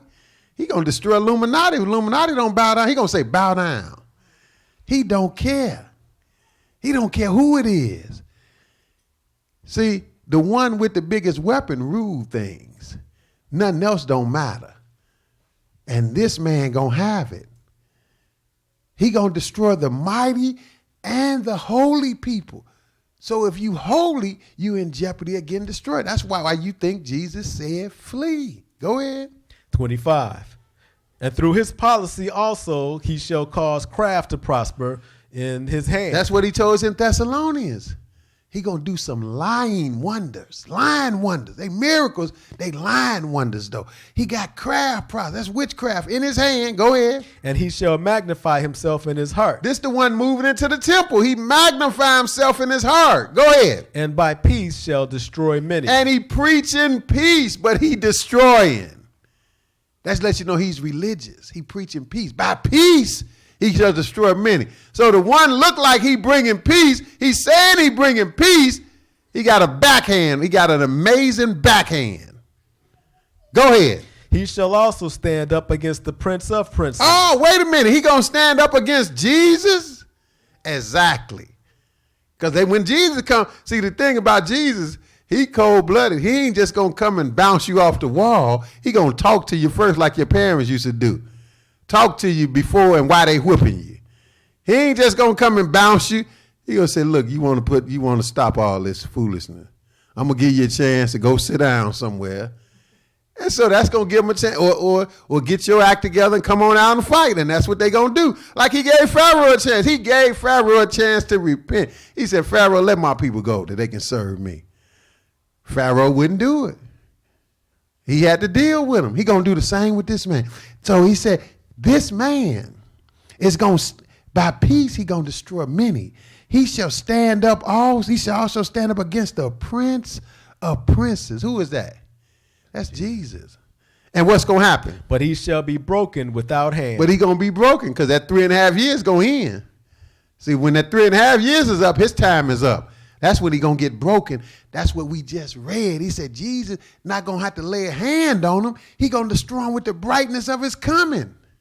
With the spirit of his mouth. Let's go back to Thessalonians. 1 Thessalonians 5. 1 Thessalonians 5 and 1. And we're almost done. We're going to go to Revelation and we're going to live there until the end. Like I said, some people don't even want to read Revelation, but it's revealing the end of it for us. 1 Thessalonians 5 and 1. Go ahead. But of the times and the seasons, brethren, ye have no need that I write unto you. Other times and seasons, if you read the previous chapter, he's talking about Jesus coming. Not a rapture, Jesus coming. 1 Thessalonians 4. He's coming. Go ahead. For yourselves know perfectly that the day of the Lord so cometh as a thief in the night. Gonna shock a lot of people. Keep reading. For when they shall say peace and safety, and then sudden destruction cometh upon them, as travail upon a woman with child, and they shall not escape. See, when they say peace and safety, didn't we just read the man by peace is going to destroy many? See, he going to be preaching peace and destroying many. So those that got understanding like us, we're not going to get caught off guard. We're not going to be thinking, oh, the world about to be a better place. Oh, we got some peace in the Middle East. Isn't that going to work? We're going to be ready to duck because we know when it comes to that, it's in trouble. That's what he said. For when they say peace and safety, then sudden destruction cometh upon them as travail of a woman with child, and they shall not escape. But he preaching peace. He's a so-called man of peace. That'll let you know he's a religious man. Out of Rome. 4. But ye, brethren, are not in darkness, that day should overtake you as a thief. See, you're not in darkness of the day because you got some understanding. It's not going to surprise us. Let's go to Revelation, the 3rd chapter. Because people often ask, they say, well, what's the most important thing, Brother Elijah, about, the great tribulation? Where we going to flee to? How we going to flee? I said, look, don't even worry about, don't even worry about how you're going to flee and what. And well, what are we going to take? We need our passports. Do we need to? Look, you worried about too much right now. You worried about too much. Because Israel didn't know how they was going to flee when they left Egypt. And that's the crazy thing, because Moses kept saying, Pharaoh, let us go that we can go. Let us go. We're going to go in the wilderness. We're going to go serve the Lord. Let us go, Pharaoh. And then when Pharaoh said, go, they were like, man, which way we going? They ain't even know.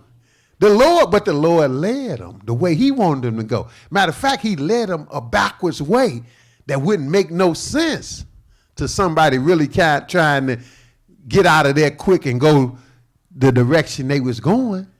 It didn't make no sense, but the Lord was planning it because he wanted them to get locked in at the Red Sea so he can finish putting the hurt on Pharaoh.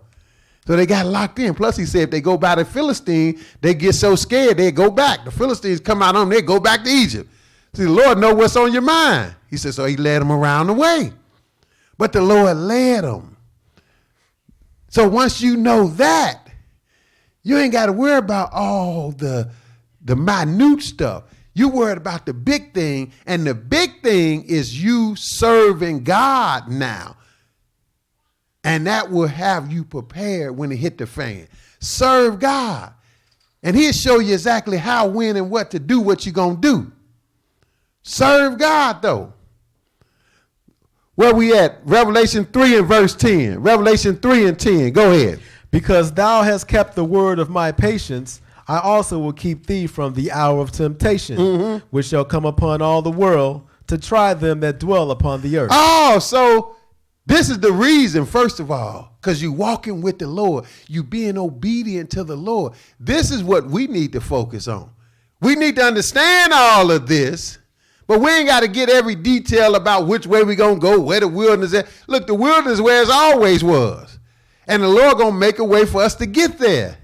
But what we need to focus on is doing God's will, because this is what's going to allow the Lord to let you escape. See, Jesus said flee, but he lets you know, he got a place prepared for you, and he going to help you get there. Why? Because thou hast kept the word of my patience. You've been obedient. I will keep thee from the hour of temptation. Brother and sister, the hour of temptation start when you see the abomination of desolation standing in the holy place. He says it's going to come on all the world to try them that dwell on earth, because you're going to be forced with taking a mark and sinning against God or giving your life up to serve God. That's the hour of temptation, brothers and sisters. Let's go to Revelation 12. But again, there is no rapture, or else Jesus would not have told us to flee when we see this abominable move. 12 and 6, go ahead. And the woman fled into the wilderness. Wait a minute, the woman is the church, by the way. We'll deal with that other lesson, but the woman is Israel and all that's with Israel. The woman is the church. And the woman did what? And the woman fled into the wilderness. The woman fled into the wilderness. She fled. She didn't wait on a rapture. She obeyed Jesus, who is the husband to the woman. The husband said, run. And the woman listened, didn't she? And don't look back See, the Lord told the same thing to Lot and his family. Get out of here. Don't look back. The angel said, if you look back, you turn to some pillar of salt. It's going to be a problem. Everybody went on straight forward except Lot's wife. She wanted to see something. And that was her end. Leave and don't look back. The woman did it. She obeyed. The woman fled. Where's the rapture at, brother and sister? Even tell you where she fled into the woods. Why you think Jesus said flee into the mountains? Got to be something there. He said don't bring nothing with you. You ain't going to last if you just run out into some mountains and don't have nothing unless the Lord got something for you. You ain't going to last. You ain't taking no water. You ain't taking nothing. You just going to drop everything and run out to the mountains. He got something to take care of you. And the woman fled into the wilderness. What she got out there? Where she hath a place prepared of God. Oh, God done prepared a place in the desert. He can do that. He can prepare a table for you anywhere, in the midst of your enemies. Go ahead.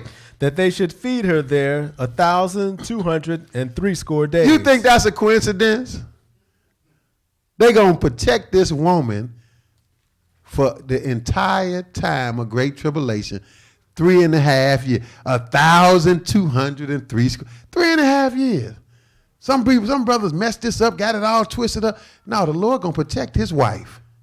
3.5 years, they ain't gonna shoot a bomb over that way. He gonna have that angel say, don't let nothing come by here, and the angel obey. Go ahead. Skip to verse, 14 and go. And to the woman were given 2 wings of a great eagle. Now, this get a little more specific to show you that it's still, because you can't do nothing on your own. You can run, but if God don't help you, you're in trouble. You just got to obey God and know when to drop everything and leave, and God going to pave the way for you. And it's not going to be cut and dry easy, because it wasn't cut and dry easy when Israel left Egypt, but they made it, didn't they? It looked like it was touch and go for a minute. They got scared. They saw Pharaoh. So you're going to get scared too on this journey. But you're going to make it. Because he said, and to the woman were given 2 wings of a great eagle. Where's she going on that eagle? She riding the eagle. It's symbolic. Go ahead. That she might fly into the wilderness. Oh, she flying into the wilderness. We know how she getting there. She running. But it's only by God's power that you make it. Go ahead. Into her place. Into her place. She got a place out there prepared. Go ahead. Where she is nourished for a time and times and a half a time from the face of the serpent. How many times we got to read? How we get 7 years out of 3.5 years every time we read it? 3.5 years, times and a half, 1,260 days, 40 and 2 months. Only deviation was 1,290. That's only 30 days, and that's because of the sacrifice. And he going to try to stop him. Go ahead. And the serpent cast out of his mouth water as a flood after the woman, that he might cause her to be carried away of the flood. See, he tried to stop the woman, like Pharaoh tried to stop the woman in the old days. Go ahead. And the earth helped the woman, and the earth opened her mouth and swallowed up the flood which the dragon cast out of his mouth. That's right. Go ahead. And the dragon was wroth with the woman. And now the woman got away. The Lord made a way for the woman to escape, like the Red Sea. The woman escaped back then, but this is a new happening. In the end, a little different, but similar. The woman gonna make it to the desert like Israel did in the old days. So can't do nothing, but the difference is it's still a remnant left behind. God ain't gonna let all the people make it, because one thing, God wants some people to be here left preaching and to die. Some with understanding got to stay. Because else won't be nobody to help the people that's left out here. The Lord look at every option. And the dragon was wroth with the woman, and what'd he do? And went to make war with the remnant of her seed. With the remnant of her seed that's still left in the world. Not going to be in the wilderness. Even those 2 witnesses not going to be in the wilderness. And they going to die eventually. So the dragon said, well, I can't get them. They got away. I'm going to go get the remnant. How do you recognize God's church, the remnant of her seed? Who he making war with, which do what? Which keep the commandments of God and have the testimony of Jesus Christ. See, they keeping the word of his pace. They keeping the commandment. He going to get them now. Because that's what identify you as a part of God's church. Let's go to Revelation 13. Next chapter. Let's go right into 13 and 1. Keep reading. And I stood upon the sand of the sea. See, now we're going to see the dragon making war with the remnant. Or we going to see why you've been instructed to flee, because what's left after you flee is not nice at all. This is why you was instructed to flee. We're going to see what's happening when the abomination of desolation move into the holy place. You're going to know why Jesus said flee. And the woman fled. Because this is what's going on. I stood upon the sand of the sea. What I see? And saw a beast rise up out of the sea, having 7 heads and 10 horns. See, this is that beast that this man is working through. This abomination come from. He come out of this beast. This is the empire. Go ahead. And upon his horns 10 crowns. Uh-huh. And upon his heads the name of blasphemy. Now I got 7 heads and 10 horns, but it's blaspheming. This is the government of that's against God. Go ahead. And the beast which I saw was like unto a leopard, and his feet were as the feet of a bear, and his mouth as the mouth of a lion. And the dragon gave him his power and his seat and great authority. The whole Gentile dynasty coming back together under Satan, the dragon. Go ahead. And I saw one of his heads as it were wounded to death. That's that Roman head coming back together. Go ahead. And his deadly wound was healed. And all the world wondered after the beast. All the world going to be wondering after the beast, except those with knowledge, with understanding. Verse 4. And they worshiped the dragon, which gave power unto the beast. See, all worship not good worship. They worshiping Satan, because Satan giving power to this government, this empire. And it's going to be a great empire all over again, coming out of Western Europe right now. Go ahead. And they worshiped the beast, saying, who is like unto the beast? Who is able to make war with him? Who is able to make war with him? That means this is going to be the top dog, so to speak. Nobody going to be able to make war with the beast. This Roman beast. Go ahead. And there were given unto him a mouth speaking great things and blasphemy. Oh, he blaspheming God, though.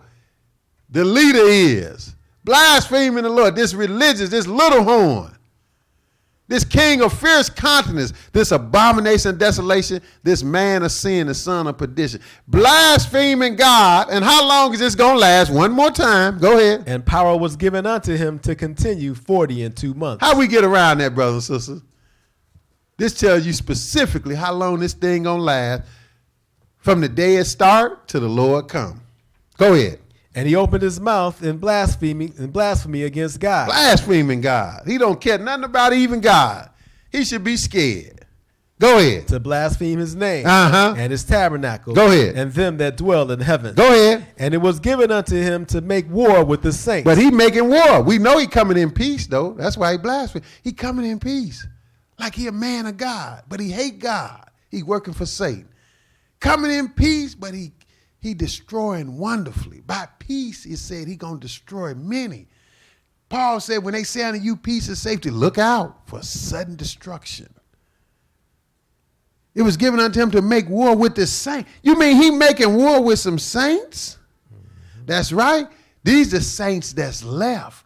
The woman is in the wilderness because she fled and got away. So the bulk of God's saints is gone. He can't do nothing with them. But remember, he come back to make war with the remnant. This is who he's making war with now. This is what's going on. This is why you fled. Go ahead. And to overcome them. And power was given him over all kindreds and tongues and nations. He got power all over the world. Keep going. And all that dwell upon the earth shall worship him, whose names are not written in the book of life of the Lamb, slain from the foundation of the world. See, everybody worshiping this lie. This is a lie. But they don't know no better. That's why we trying to warn them before it's too late. All that's written, all that's, what did it say? All that dwell upon the earth shall worship him, whose names are not written in the book of life of the Lamb slain from the foundation. They don't know no better. They setting themselves up for destruction. Because if you worship this system, you in trouble. Skip to verse 13 and go ahead. And he doth great wonders, so that he maketh fire come down from heaven on the earth in the sight of men. This is what's going to trick people. He going to have some power from Satan. Craft going to prosper in his hand. He going to do these lying wonders. So he going to be able to call for fire, probably to burn up some saints or something. We got these sinners over here. He going to call the saints sinners, of course, because he got to make them look bad, because he looking holy. And now I'm going to show you, I'm going to call fire down to burn these. Everybody going to be like, wow, praise God. It's a lie and wonder. But if you have some understanding, you would know that. It's a lie and wonder. He's not working for God. His word is contrary to God. That's why God got 2 witnesses out there, but they going to make them look like they some type of terrorists. But he, looking righteous and holy, he making fire come down on the earth. He great one, so he make a fire come down from heaven on the earth in the sight of men. What else he do? 14. And deceiveth them that dwell on the earth by the means of those miracles which he had power to do in the sight of the beast. See, he deceiving people with these miracles. Lying wonders. Go ahead. Saying to them that dwell on the earth that they should make an image to the beast which had the wound by a sword and did live. Mm-hmm. And he had power to give life unto the image of the beast. See, he going to have an image that represent this empire, the revived Roman Empire. He going to have an image like they use images all over Rome now. Got cathedrals full of images. Nothing but images. Mother Mary, so-called Jesus, little babies, everything. Baby Jesus. Got to have an image for something. But the difference is he going to make this image come to life right here. He going to make this is going to really get some people because they want to see something like this. They want to see an image cry or bleed or something. Oh, it's bleeding. So what anyway? If it was, give me a break. But they're going to go for this because this is going to be the real deal, Holyfield. This image is going to come to life. And so that's going to get a lot of people, except people that got some understanding.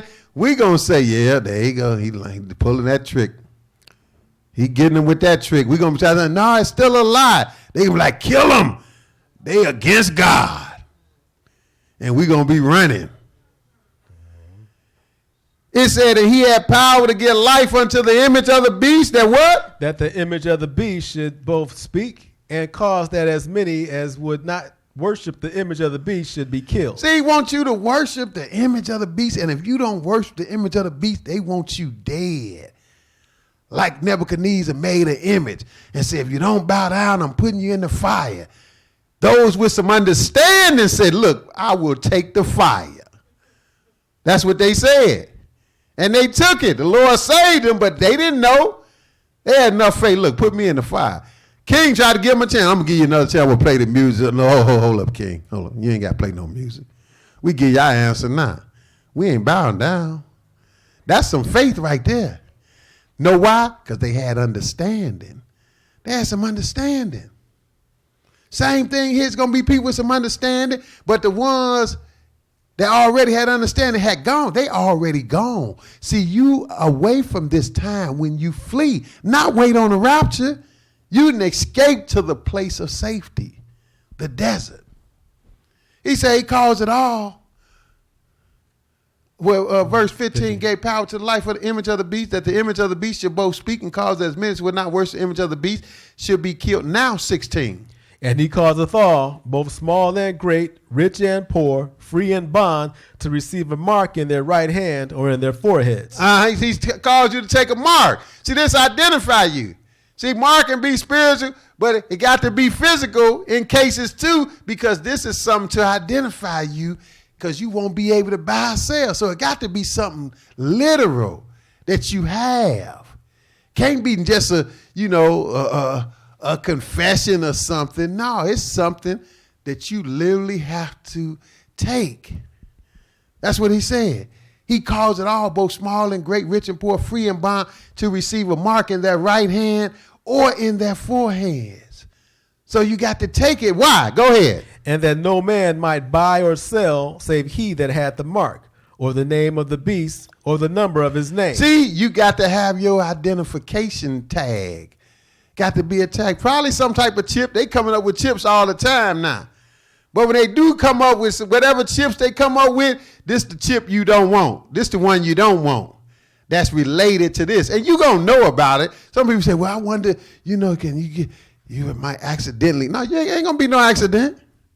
You going to know what you're doing when you take this. He going to want you to know.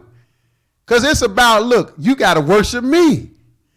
He ain't going to try to hide. Did Nebuchadnezzar try to sneak something over on Shadrach, Meshach, and Abednego? He ain't try to sneak it up on while they was asleep.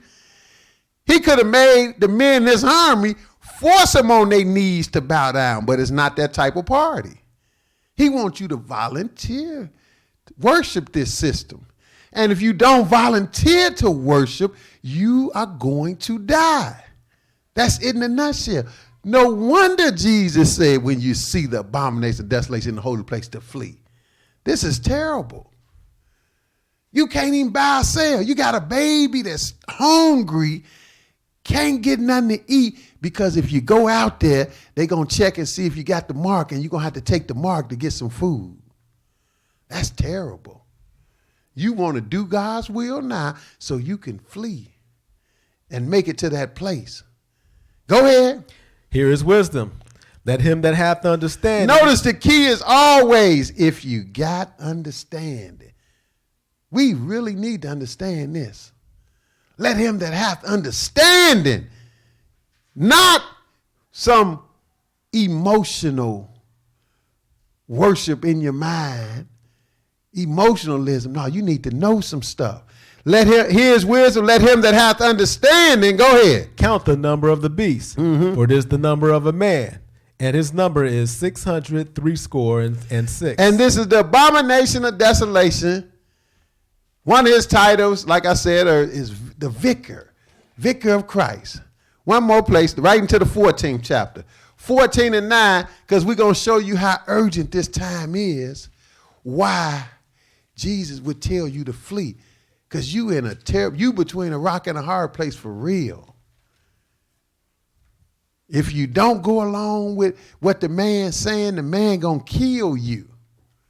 That's why it's called great tribulation. But it all starts with the abomination of desolation. 14 and 9, go ahead. And the third angel followed them, saying with a loud voice, if any man worship the beast and his image, and receive his mark in his forehead or in his hand, the same shall drink of the wine of the wrath of God, which is poured out without mixture into the cup of his indignation. And he shall be tormented with fire and brimstone in the presence of the holy angels and in the presence of the Lamb. See, that's rough right there. The man gonna be saying, if you don't take the mark and worship the image, recognize him and worship, he gonna kill you. And God is over the man and said, if you take the mark and worship this, I'm going to kill you forever. That's really rough. That's why it's a promise out there saying, because you kept the word of my patience, I'm going to keep you away from this hour of temptation. We want to escape this because this is going to be terrible. You talking about between a rock and a hard place. But if you caught, because the Lord going to save some, to be witnesses, if you don't make the place of safety, then, hey, you want to give your life up if it comes to that. If you can't run and stay away from the action and they catch up with you, you want to give your life up. He going to let you know, which is not an easy thing to do. I wouldn't hope that on nobody. But it's been done before and some going to have to do it. He said, if any man worship the beast and his image, receive his mark on the forehead and in his hand, the same is going to the lake of fire. The same going to drink of the wine of the wrath of God. God's wrath, which is poured out without me. That show you what this thing is all about. It's about Jesus coming, taking it over. But before he come, the man going to do all the dirt he can do. And you're going to be tormented with fire and brimstone in the presence of the holy angel, the presence of the Lamb. Verse 11. And the smoke of their torment ascendeth up forever and ever. There's no end to it. It's eternal damnation. Go ahead. And they have no rest day nor night. No rest. You still feeling the pain. This is the second death. They have no rest day nor night. People say, oh, no, you're going to be asleep. God wouldn't do that. He's going to burn you up. Nope, that's not what that means. They have no rest day nor night. That means you feeling it. You still, it's a living death. They have no rest day nor night who do what? Who worship the beast and his image, and whosoever receiveth the mark of his name. That's rough right there. So how the saints got to be living? Go ahead. Here is the patience of the saints. Well, you really going to have some patience here. You think that's why, we going through stuff right now. We going through different things. But this is going to be the real challenge right here. Here is the patience of the saints. Here are they to do what? Here are they that keep the commandments of God and the faith of Jesus. See, that's what it's all about, obeying God. And you're going to do it under any circumstances. No matter how bad it get, you know that's your bottom line. Keep the commandments of God and the faith of Jesus. See, we think we got it bad now, but this is terrible here. Here's the patience of the saints. Here are they that keep the commandments of God and the faith of Jesus. You will have to give your life up to keep his commandments because you cannot worship this wicked system, this abomination of desolation. One more verse. Go ahead.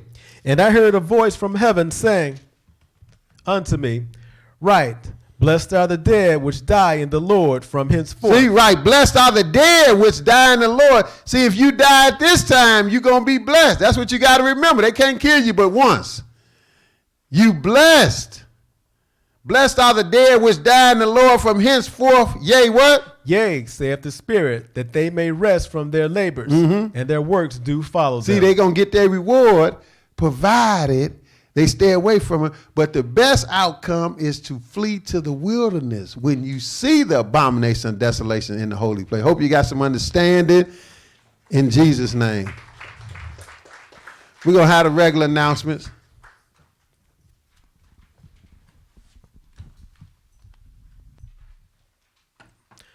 Our prayer is that the eyes of your understanding were enlightened by today's lessons. DVDs and CDs of all our lessons are available. Please place your order in the offering box along with your donation and pick your DVDs and CDs up at the podium next Sabbath. Please tune in to Thy Kingdom Come television program, which airs in various locations. Please join us at our other study classes, Question and Answer Bible Study every Wednesday night at 7 p.m. Central, via conference call line at 712-432-1620, access code 609910. Also stream live from our website, thykingdomcome7.com. Children's Bible class ages 4 through 12 every Sabbath at noon. Teen Forum Bible class ages 13 through 19 every other Sabbath, Saturday at 5 p.m.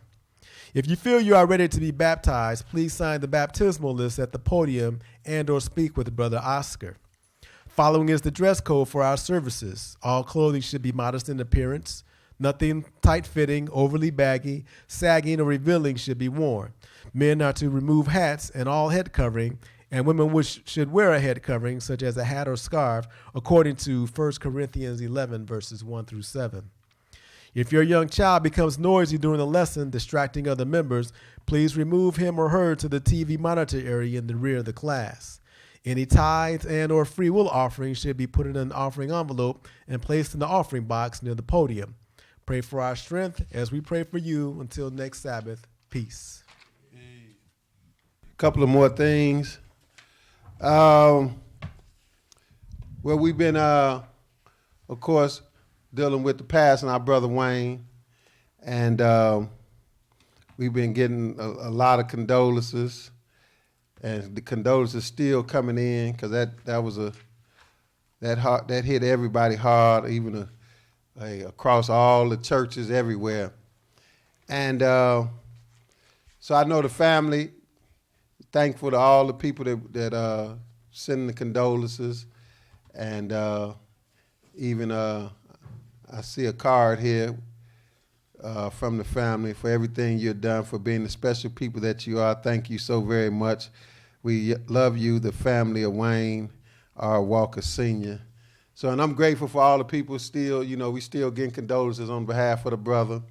And we just say definitely keep praying for, the church and definitely Brother Wayne's family, that we can overcome this, because this was a hard-hitting one. And we also, we have the monthly fast, so we want to do better with kind of announcing it, because we be so spread so thin, and we, don't be reminded about it. So we just had it with that in mind. We had it this past Wednesday night.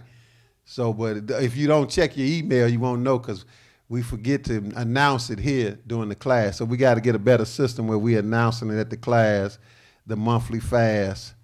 and at all the classes as well. Because the only system now we got is Sister Michelle. She be on top of it. She mail out the email like clockwork, 2, 3 of them. But if you're not on that, if you're not on the email list or not checking that, you won't know. So we got to get a system where all the brothers know and they get announced at each of the classes, because that's important. Because we live in hard times, and sometimes prayer is not enough in certain situations. We need to be doing some praying and fasting. So we did just have it, and we do it every month. We got a particular date that we do at least one day together every month at the end of the Lord's month prior to going into the new month. So we did it Wednesday night to Thursday night. And when Thursday night hit, that was the beginning of the Lord's 10th month. So now we're in the 10th month on the Lord's calendar, which is what December mean. They let you know it used, because they come from Deci, it mean 10. But they call it the 12th month, and they getting ready to go into what's called the New Year. But the Lord's New Year is not till 3 months away. So we're at the beginning of the 10th month. That means we got the 11th month. We got to go through finish the 10th month. Then you got the 11th month. Then you got the 12th month. Then we'll be at the Lord's New Year all the way in March, when everything is going to get new again. Because right now we're in the middle of winter. So, but that's how we do it. So we want to, those that remembered and did fast, praise the Lord. And we want to remind, make sure it's announced in the future. Probably put it on the calendar next year too. That'll be another help. But still, a lot of people still have missed that. And other than that, we was in Pine Bluff, like I mentioned during the lesson last Sabbath. Things went real good. We baptized 9 people, so that was a blessing.